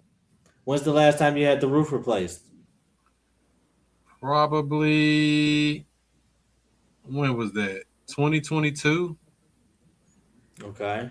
So about 4-year roof, and then what's the condition of the rest of the property? The kitchen. That's good. Somebody can live in it. I mean, everybody's out now. We moved out. So, because I'm thinking that auction coming up, and I'm like, they ain't finna take my stuff and sit on the curb. So we moved out. Yeah. If you had to rate it 1 through 10, 10 being luxury, what would you say as far as the quality of work that you've done to this property? Oh, we do good work. I had my brother Art over here. Me and him got down there and put them floors in. We put in some countertops. We did all the little painting. Art loves to paint, by the way. I don't like all that paint, especially the trim. That thing kind of tedious. Art did most of the painting, but I did some of the other stuff. So yeah, it's a good house. And I think 1 to 10, we do 10 work around here. Yes, sir. All right. And you say, how much do you want for it? I'll take $350. Why you think you haven't been able to sell it up until this point? I haven't even tried to sell it, to be honest. I just thought the bank was going to take it. But these people keep calling me. So I said, let's see who's going to give me $350. Might as well go down swinging. How did you come up with that number? The other houses in the neighborhood. Okay. Well, by the sounds of it, sounds like you got everything handled. I would suggest for you, it might be a better situation for you maybe to get with an agent if you're going to sell it for a full market value. You know, we guys, we come in and we like to, add and do more to the property. And if there's no value for us to add to the property, there's no point of us actually purchasing a property like yours. But if there is value to add, we'll love to come in at a better number where we are able to add value to the property. And of course, what do you guys think you can give for? You want to come see it? Well, we don't, we can look up the comps and everything, see what kind of numbers we got on it. But just taking your word for it, if you think it's worth $350 and you have $350,000 worth of work into it, so sounds like it's a deal that you should keep. Well, I can't keep it, can't afford it. We put too much money in it. We overspent on the rehab. It was Art buying all that expensive paint. Yeah. If there was premium paint, I told him get the regular paint. He won't get premium. If there was a way that we could get you your price while at the same time, if we could get you your price, I'm out of brain for him. What if there's a way we could get you your price? What, $350? Yeah. But we had to do something creative. I'll sign the paperwork today if you can give me $350. Okay. Well, what we've done in the past with a situation like yours, we've had, other people go in and fix up houses and everything. And they're like, I absolutely have to get my price. No questions asked, no negotiations, no nothing. Right. So we stepped in, we took over the payments, and then we made payments over time towards that eventual purchase price. Do you think something like that can help you out? Well, I don't know. I'd have to check with the bank on that. That sounds like something they have to approve. I totally understand. Yeah, you can call your bank and see what they say about something like that. But what we've done in the past is we step in, we take everything through title. Title gets the paperwork drawn up and everything. And then once it's done, like I say, the payments are going straight to you and the bank every single month. We'll catch up those arrears, and then we'll get you out of that pending foreclosure status that you're currently facing. Well, the auction is in 2 weeks. I don't think you can close that quick, to be honest with you. Yes, sir. We've been able to do this thing. We specialize in this foreclosure prevention. This is what we do. We hear conversations and help people just like yourself every single day. Well, I'll tell you what. I'm going to call Art after this call or tomorrow morning and ask him what he think about this, because he's part owner of this house. Okay, great. How soon could I expect to hear back from you? Oh, Art just walked in the building. Art, they trying to buy our house, man. Oh man, how much they trying to pay for it? I told him $350. I don't know what he got in his mind. Ooh, $350, man. I tell you what, Justin, you better take that deal and run with it, man. That's the best deal you're gonna find this year. Yeah, so what I told your partner is we've done deals like this in the past creatively, and what we'll do is we'll step in and we'll agree to that payment, to that price on the home, so that the seller can get their full price, and then what we'll do is we'll make payments towards that eventual purchase price over time. You think a situation like that can help out you and your partner? Oh, so y'all want to assume the loan? No, we don't assume the loan. We continue the loan and keep everything in place. I heard that you guys are about 4 months behind. We'll catch that up, figure those things out for you, and then we'll continue making those payments so you guys don't have to worry about those late payments, and you can still get the price that you're looking for on the property. Well, how does that benefit us, Justin? Well, you don't have to keep making those payments, so we're providing debt relief, and you guys get a little bit of change in your pocket every single month, so you don't have to worry about it, and you don't have to pick up another hammer or nail to get this thing moving forward. We are the buyers. We are your guys. We will get you through the finish line. We can have this thing done in the next 10 days. You think something like that can benefit you guys? Well, I don't know if Chris told you, but I like hammers and nails and paint. You know, what am I gonna? Okay. Well, let me ask you this.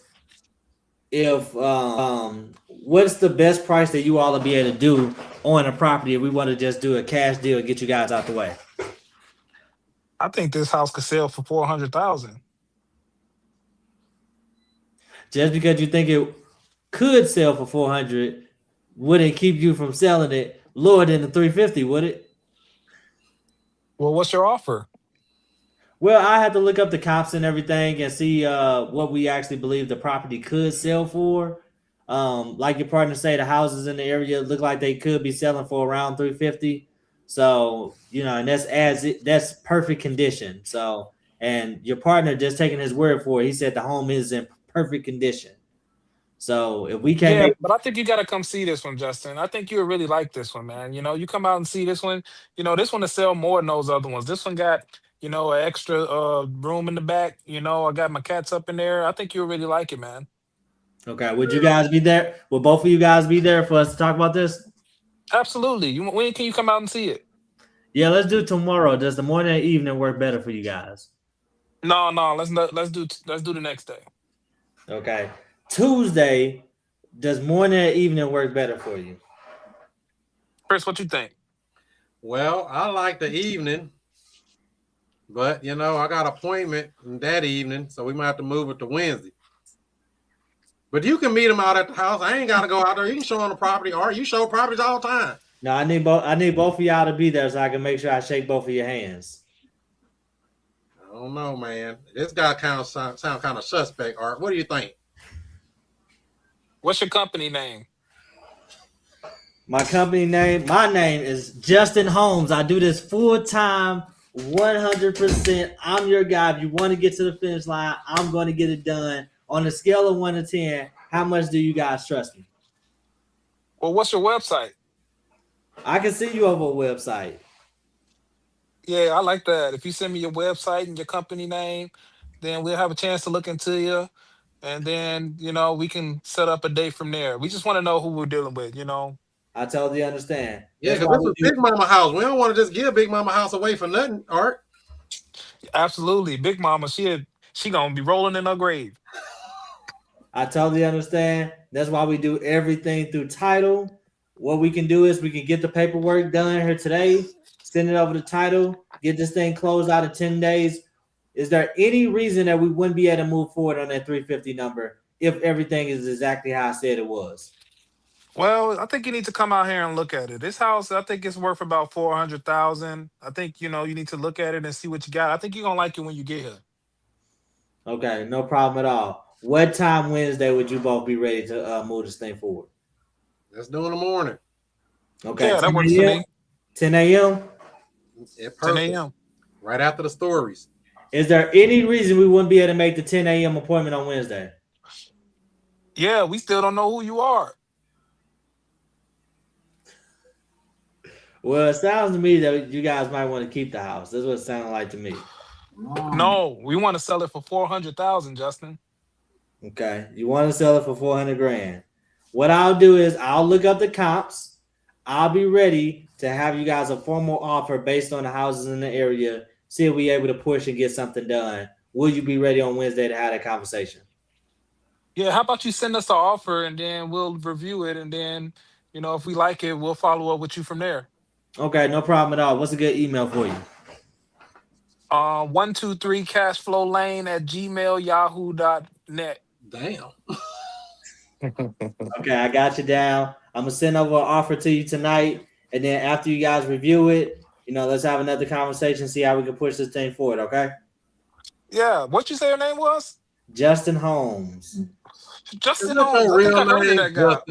Justin Holmes. He that's to sound like a fake name. Like he Professional closer. That's what I am. I close deals. I get things done. All right, Justin. We'll see you then. We appreciate you. Thank you. Okay, appreciate you. Talk to you soon. Good job, Justin. All right, Lonnie, what you think about that and closes Justin was throwing on us? Hey, Justin was working. Justin was working. He wouldn't take no for an answer. He was like boiler room. Right. What he said, these some difficult stuff. We went from motivated to highly difficult. And this Man, y'all went. Hey, y'all showed the wide range of how a person can be with it though. Man, sometimes the seller really will tag in somebody. You could be talking to the seller and everything going good, and then they tag in this third party decision maker, and they have messed the whole thing up for real. Dealing with one of them right now. Man, Daddy messing my deal up. Man, that was cold. I like that. It gave me a good look at it. So, a couple of But Justin takeaways. stayed calm. Justin did a good job. Justin stayed calm the whole time. He had a good like comeback for every time. Everything I said, he had a good fast comeback. I like that. So, a couple of takeaways from that call when Justin did the takeaway close. Sounds like you guys got it all figured out. Sometimes you have to throw that at a person. Sounds like you got it all figured out and let them come back and say, well, no, wait a minute. Let me see what we can do. Because now we're gauging motivation just by what we're saying. Mm-hmm. This is higher level negotiation, but not really. It's just something to be cognizant of or conscious of. Sometimes you just got to do the takeaway. Yeah, it sounds like you guys got it all figured out. Yeah. And let them respond. And they'll say, no, we ain't really got it all figured out. And I've used this multiple times on people, and it actually works. It ain't like, I don't want the house. I ain't trying to buy it. I say, that sounds like you guys got it all figured out. I'm in the way. And then they move out the way. And they like, or they come back and say, now they chasing me. I want the seller chasing me down, trying to sell me the house versus me trying to convince the seller to work with me. Okay. The other thing, but Justin came back and fixed it at the end, the price confirmation. Cash, terms last. We jumped into terms too quick without getting the price in first. I think we needed to get him off that 350. He already told you owed 285. So we got a little room there. That's what, $65,000 spread, give or take. Yeah. And if they are willing to come down on a price, before we get into terms, I always like to get cash price lower first, then pitch the terms. If we can get that number, not just the number they want. I don't want to offer you the number you want without getting you down on your price first, or at least attempting to get you down on your number first. Because sometimes they can't go down. But in this case, they can definitely go down. You got a $65,000 spread. You already told me what you owe. All right, did you have anything else on that one?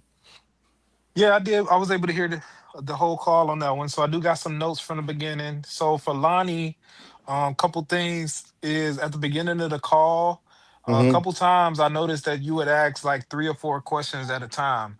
You really just want to kind of like stick to one question at a time and let them answer.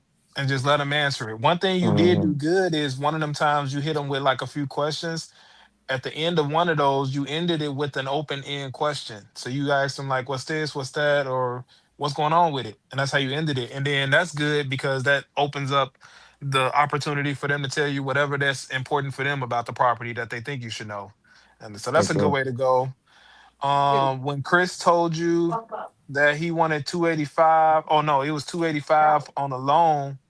At that time, that's when you should ask them if they should sell for what they owe. Would you Okay. sell it for what you owe? Okay. Damn, can y'all still hear me? Yeah, you good. Yeah. You good, Art. Yeah. I want to say he said that, by the way, but he said it in a different way.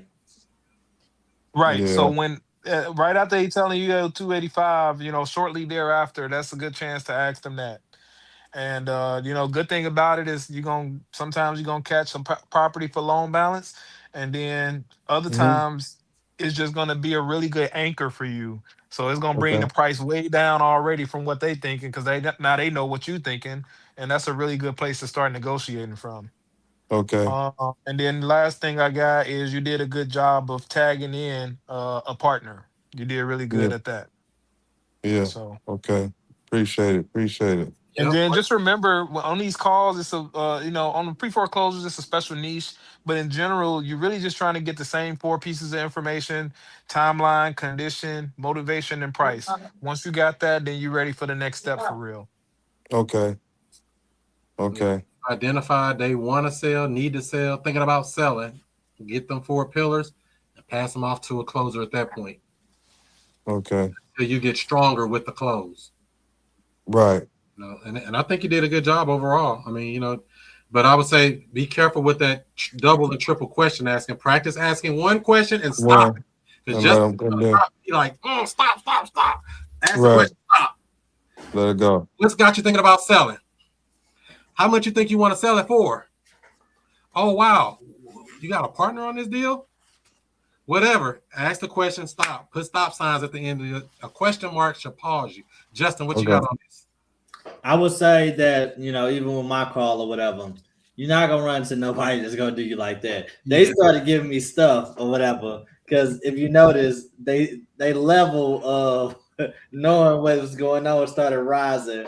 And that's why I had to stop what I was doing to focus. Yeah, we just were throwing them objections to see how you can handle them. He did. He handled it good. Most people not gonna get smarter with the call.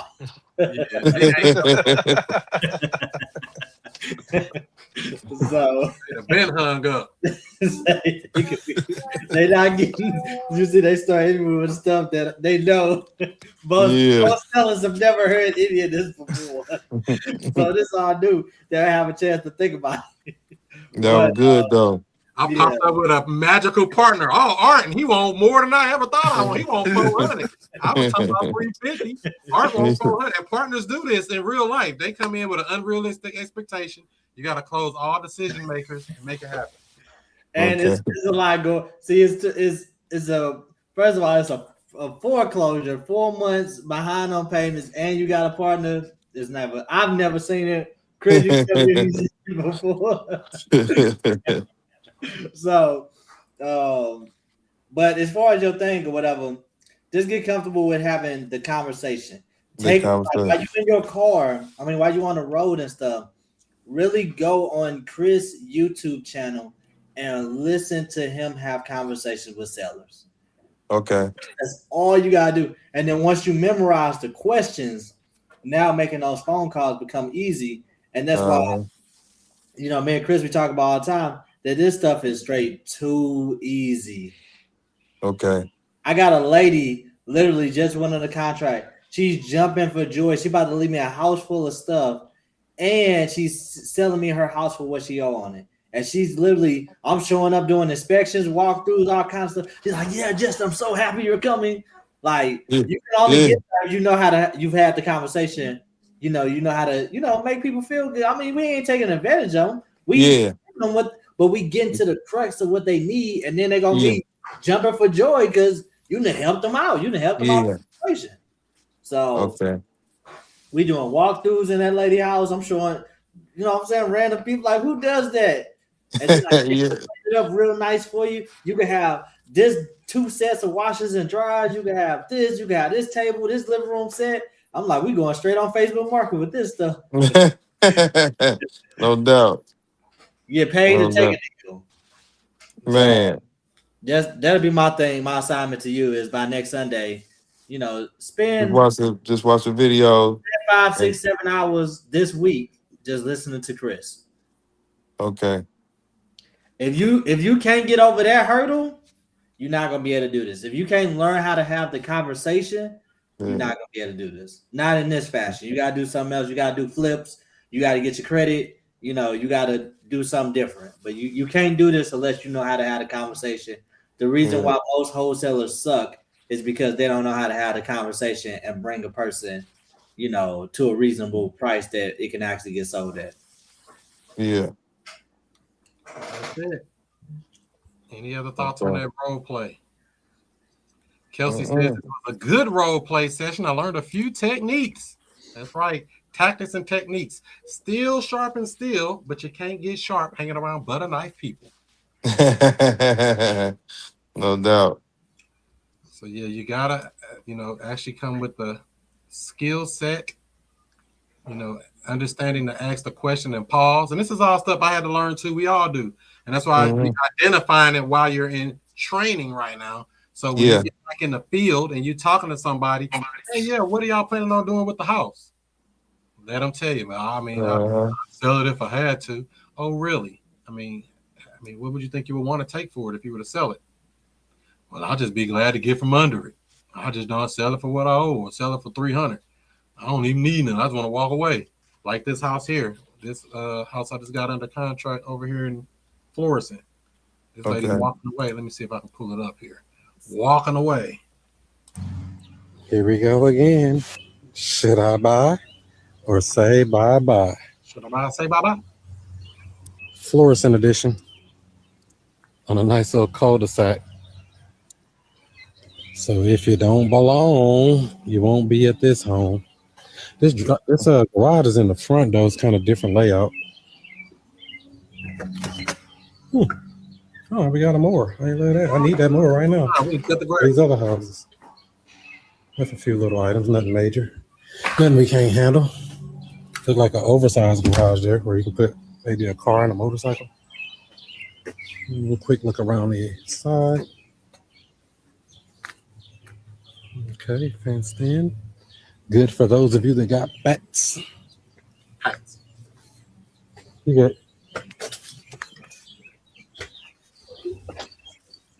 And we got the house. It was a clean out. But, if all you got to do is clean up a house, I'm sure you'll be glad to take one. If all you got to do is clean it up.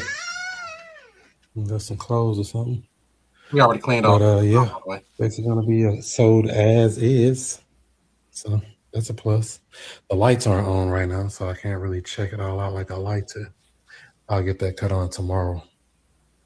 Yeah, nice size kitchen, eat-in kitchen with dining. And another little room back here. Cute little starter home. And we got a backyard. How do we get out there? Oh, the door. That might help, huh? This is what it looks like from this side. We need some meta glasses, don't it? Yeah. Oh, a fence yard all the way around. A little bit of TLC back there, nothing too bad. And let me go check these bedrooms right quick. So we get houses like this all the time. Wash and dry, that helps. That's the little benefit you don't notice about a lot of these houses and stuff. I don't know if you can see in here. There we go, some light. The benefit of some of these houses, we get all the stuff to come with it, the good, the bad, and the ugly. Sometimes it comes good. Nice little dresser there. So that's what we got. Don't forget to follow me on all social media outlets at Chris Monroe STL. Do what you do. Be who you be. And I'll see you before you see me. There you go. Another little cute little house. What do you think about that little house, Lonnie? That was decent. Can you do something with that? Yeah. What you gonna do with it? All a tenant buyer if we need to, or clean it up, furnish, rental it. Same two exit strategies. Or you can sell it. You can do any exit strategy, as a matter of fact, with that property. So did you get this? You got this under assignment? Got it under contract. purchase. Oh yeah. You don't do the contract. Yeah. If we were to sell this deal, we could assign it to someone. Yes, that is one Mm-hmm. exit strategy. Assign the deal to somebody else. And this is a Mm-hmm. subject to deal, by the way. So taking over the payments. The seller's Okay. basically walking away from the house. Uh-huh. And so they're willing to sell it for what they owe on it and walk away. We just clean it up, freshen it up. You got a property, just make the payments. How hard could that be? Not too hard. Like you say, you can find a renter. You can find a renter, put a renter in, or sell it. Just straight up sell it. Just to say he don't like the house because it ain't got no basement. Yeah. No basement. Somebody gonna want it. And it's main level everything. You know, there's people that are, There's the older people that don't want to be this, can you do anything with that some Art? Yeah, cash flow, some money.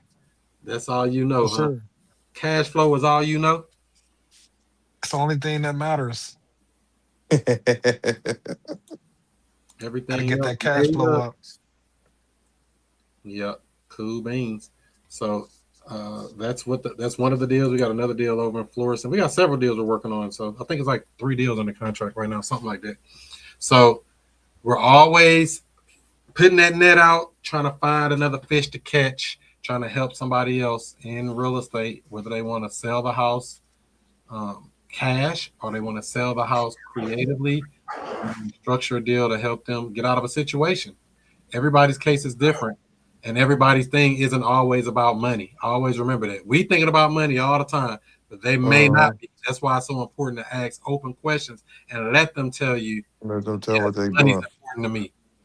But they may just want to walk away like this house. They might say, hey, I just don't want the house no more. I'm moving out.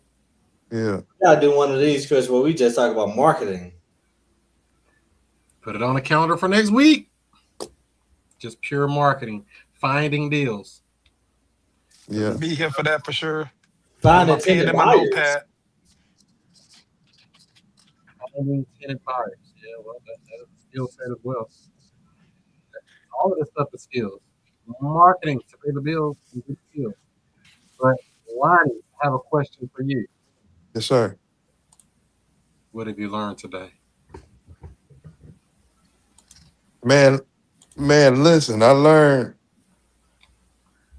lastly is to I want to get on YouTube and watch you talk to these sellers and kind of memorize what the process, but also that it's just a conversation, a regular conversation, ask one question at a time and let them answer based on, one question at a time and just kind of just relax. Just relax with the conversation, just let it kind of flow naturally.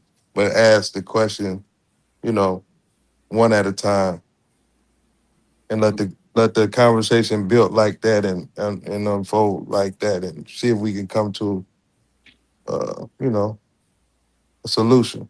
Because see, when they answer these questions, they're going to tell you how you're going to deal with them. Are you Right. dealing with a prospect or a suspect? If somebody talking crazy like, oh no, I need 700 million. We can get off the phone with them. We can get off phone, yeah. But they're like, hey man, I need some help. I mean, what can you guys do to help? Or they even sound curious. That's what I prefer, somebody to sound curious. Hey, I mean, what could you guys do to help me out? How we can have that conversation. But if they're just talking outrageous, crazy, I'm gonna let the bank take it. I don't care. I don't worry no more. Leave me alone. I'm tired of y'all calling me. You just gotta let them go. Sometime. Or you might have to just call them back at another time. People like that, I'll call back later from another number. They don't know who that is. For real. They might have been in a bad mood earlier. Yeah. We don't know. Yeah. So that list, if you go to that wokeplaylist.com right there, that has watched the first 6 or 7 videos of that, that'll get you a good starting point. Okay. Yeah, I watched that. I'm back on the road in the morning, so I'll watch that. On the road again. On the road, brother. Mr. Art, what have you learned today? Yeah, a couple things. First thing that I learned is I'm not gonna be buying any properties in New York anytime soon. Definitely. And then the other thing is, one thing that was pretty subtle when Chris and Justin were talking. Chris, you had asked him if he wanted to see the property, and then Justin just completely deflected the question and then went on with his next question.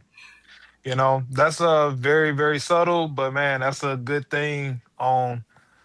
Sometimes you don't have to always overcome objections. For example. We'd love to see your property, but let me ask you this. Get back to your question. You answered, sure, I'd love to see the property, but let me ask you this. Whatever your other question is. Okay. Justin did that pivot on him. Yeah, he pivoted on him. He had a Euro step. He had a Euro step. Yeah, you thought we was going this way, but we're actually going this way. He Literally. went that way. He went that way. Ginobili. That's it. That's really good. That was cold. Cool beans. What about Justin Holmes buying up all the homes? What have you learned today? What I learned is that sellers can get smarter as you're on the phone. And they can. Actually grew in intelligence while being on the phone. They were just playing dumb, Justin. You know how they play slow just to see what you're going to do. I know about you wholesalers. I know all about that stuff. I Googled. I ain't never seen that before. That was new to me, boy. They started getting cold. The stress sellers at that, but that's all that's there. With an auction in 2 weeks. They getting uppity with an auction in 2 weeks. They play hardball with an auction in 2 weeks is crazy. I would say that the thing about the not going into a war that you can't win and stuff, and I'm a warrior, so it's kind of I have to curve myself from that, unfortunately. So I would say that the whole rent things and stuff. So that's where I'm at. And that's just part of it. There is a time to pull out the sword, and it's some time to pull out the pen. It just depends on which weapon we got to use to win that battle. Right. Every battle isn't won on the battlefield. Yep. Kind of like with America and Russia, how they got mutual destruction. They know they don't want to fight because we got too many nukes. We got 4,000 nukes each. Yeah, we got all these nukes. So that's why they know mutual destruction. We don't want to go to war with Russia, and Russia don't want to go to war with us. Same thing. You just make the threats and do all this other little slick stuff, but you don't have to fight heads up all the time. This is a skill set. Intellectual capital is what we're going to spend. Don't have to always be capital, and we can make this thing happen. Any other questions, comments, concerns? We're going to open up the floor before we get ready to close the door. Time for me to go eat some chicken again. What you eat for dinner, Art? Man, it's this place in nearby in Dalton, Illinois. It's this place called Wilma's Famous Barbecue. Man, they got some chicken tips, rib tips, the hot links, all fire. What? Fire.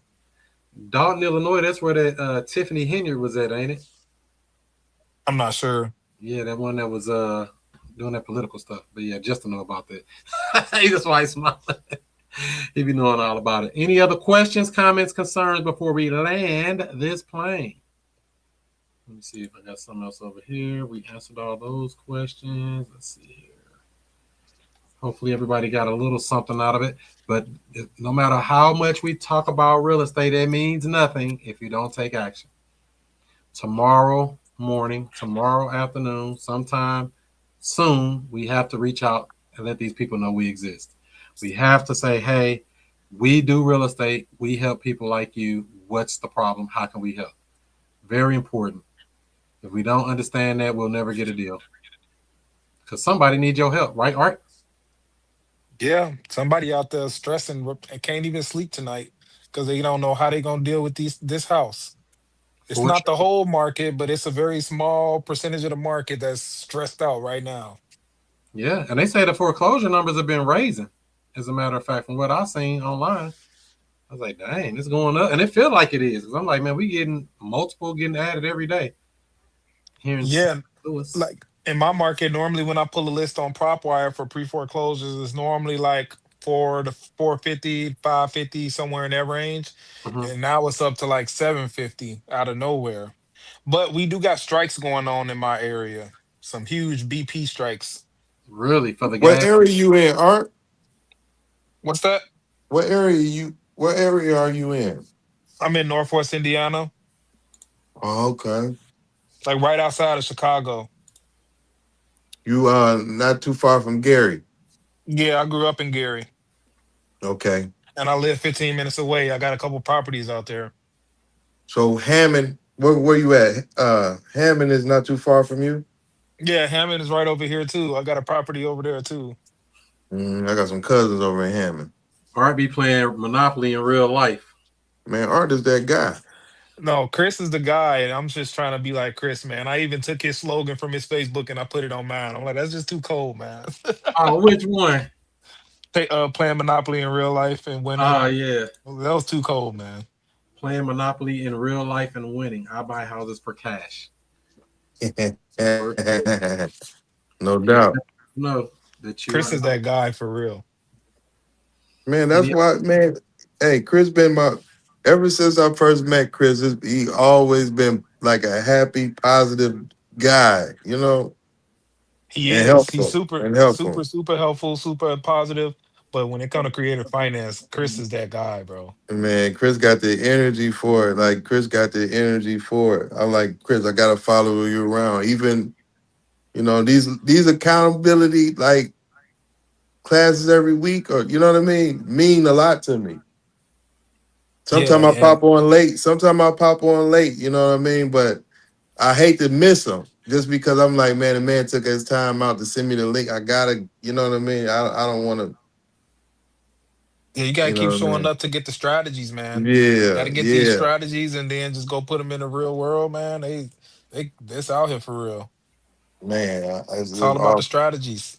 and it's about that teamwork and relationships, man, and having the people to like kind of hold my hand with it. And, you know what I'm saying? No other way to say it. Like just to hold my hand with it, because I just know how, Yeah, and because there's it'll get to it. so much stuff that comes up later, even after you get them under contract. You got to deal with, the paperwork. You're dealing with title. You're dealing with showing properties if you got to show it. All of this stuff comes together. But it's really three main parts of this business. Acquisitions, we're trying to find a deal to get under contract. And then we got to take a deal to close the deal. We got to get it under contract, actually closing it. And then we got to dispo it. We got to get it out of here. Whether we're going to keep it as a rental, whether we're going to furnish rental it, whether we're going to rent to own the property, whatever exit strategy we want to do, Airbnb if you like that, whatever strategy you like. If you want to live in it, that's not really a strategy, but you might need a house to live in. There's a lot of people that want to get in real estate. And, I'm looking for us another house. Don't tell Shay, baby. But I'm looking for us another house. We want a 3-car garage. We're getting greedy. Yeah, no doubt. Aren't looking for a bigger house, too. Yeah. Yeah, I am. In this one particular neighborhood, so I don't got to change school systems for the kids. But yeah. How about this, Art? I got a strategy just for that. That particular neighborhood, just send them all a postcard. Yeah. All of them. Everybody. Every 2 months, every 60 days, send all of them some mail. That's a really good idea that I did not think of. Come on, Art. You ain't think I was going to let you down, did you? But listen, what kind of postcard? Should the postcard be like a fancy postcard or just a plain postcard? What should be on the postcard? Thinking about selling? We're thinking about buying. Call now. We'll give you an offer. With your logo on there and your phone number or what? Simple. Just simple words? What would you say on your postcard or your letter if you sent something, Art? Maybe I would do one of the ones that had the nice picture of their house and ask them, are you interested in selling? I would put on there the benefits of doing the deal with me, like quick closing as is. Maybe I would make it yellow or orange so it sticks out. I would do handwritten font. Yeah. Yeah, and then send it out. It's Okay. really the most important part is sending it out. Yeah. It's less important on what it says, more important on spelling it out. On the action. The action the is most important. Yeah. Or if you're really a gangster, just get you some door hangers that's custom made to what you wanted to say, and then you can just hang it in the neighborhood you like anyway. If it's not that many houses.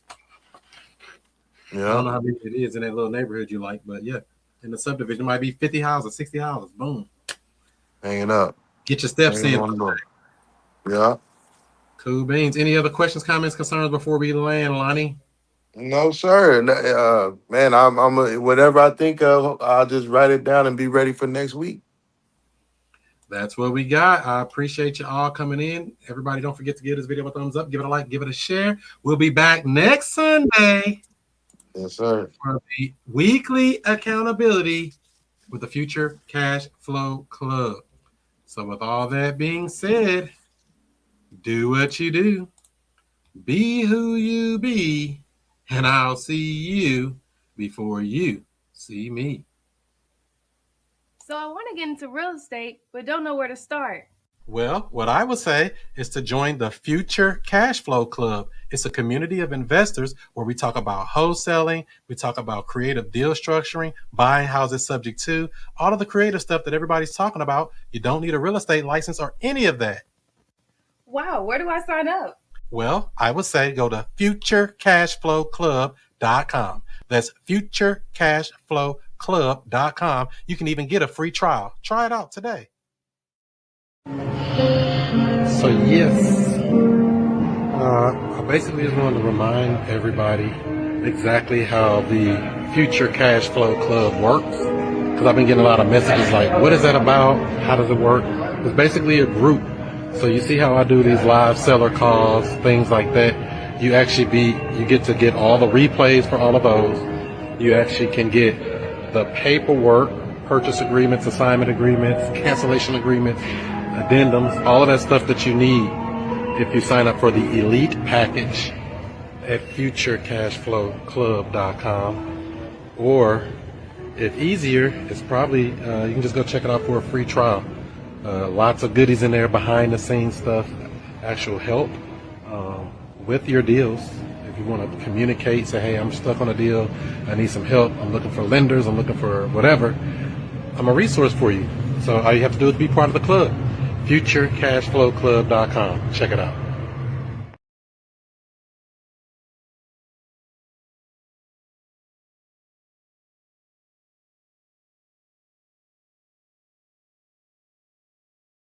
I don't know what you've been doing. You been asleep?